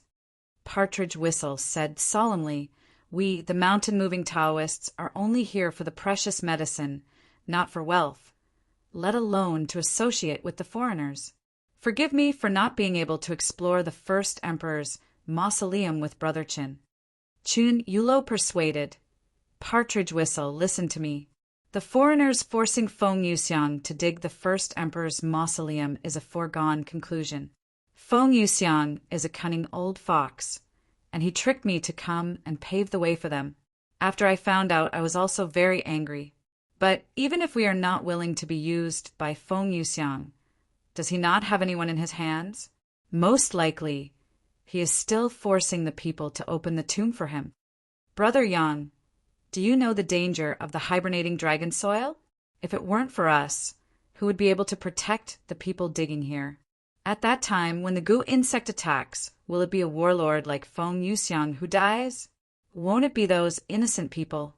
And there are countless rare treasures in the first emperor's mausoleum. Even if Partridge Whistle's people can't find the phoenix gall, it may still be here. If the British really get the phoenix gall, will you, Brother Yang, be willing? Treasures of heaven and earth belong to the virtuous. Instead of letting the foreigners get the relics of the first emperor, it's better to let us get it." As soon as Chun Yulo's voice fell, they heard a loud noise coming from the west. In an instant, everyone's expression changed. Chun Yulo even stomped his foot and said, "F***CK, the foreigners actually used explosives. Are they tired of living? Damn it." Everyone knew what was buried under their feet. It was thousands of acres of high-density goo insect eggs, which would rot in the wind. If the explosion really alarmed these goo insects, there would be hundreds of millions of them. Chun Yulo started running towards the high ground. As he ran, he ordered, "Quickly open a trench along the high ground, pour the kerosene in it, and set up the fire dragon formation. Otherwise, if the goo insects are alarmed, hundreds of millions of them will gather and fly over the ground like a black cloud. If they land on the ground, they will die instantly. These goo insects, like Een and Hatyang, only a wall of fire can block them." When he ran to the top of the high ground, he saw a halo rising from the explosion site. It was like a colorful circle, and in the halo there was a huge black hole swallowing the flying dust. It was as if a whirlpool had suddenly collapsed and formed under the dust. Chun Yulo was proficient in the art of listening to the mountain and distinguishing the dragon. By listening to the wind, thunder, and the echo of the explosion, he could determine how big and how deep the tomb was. However, at this moment, The echo of the explosion was long and slow. It was as if there was a vast space that went straight into the belly of Mount Lee, almost hollowing out Mount Lee. If this was the underground palace of the first emperor, it would be shocking. Chen Yulo saw the old man rushing over. He pointed at the colorful light and asked, "Sir, is that the chi of the earth leaking from the dragon vein?" The old man, who had experienced the hibernating dragon soil in the Qin aristocrat's tomb, had a huge change in expression. He pressed down on Chinyulo's head to hide and said, "It's a pig's block, bulsh asterisk T." The few of them hurriedly poured kerosene into the trench and ignited the fire, other than the path at the front of the camp for the workers and peasants to take refuge on the mountain. There was only a wall of fire in the rest of the place. The fire rose 3 feet high. The camp was set up by Chunyulo. The wind blew from the back of the wall of fire. It was very safe for them to hide here.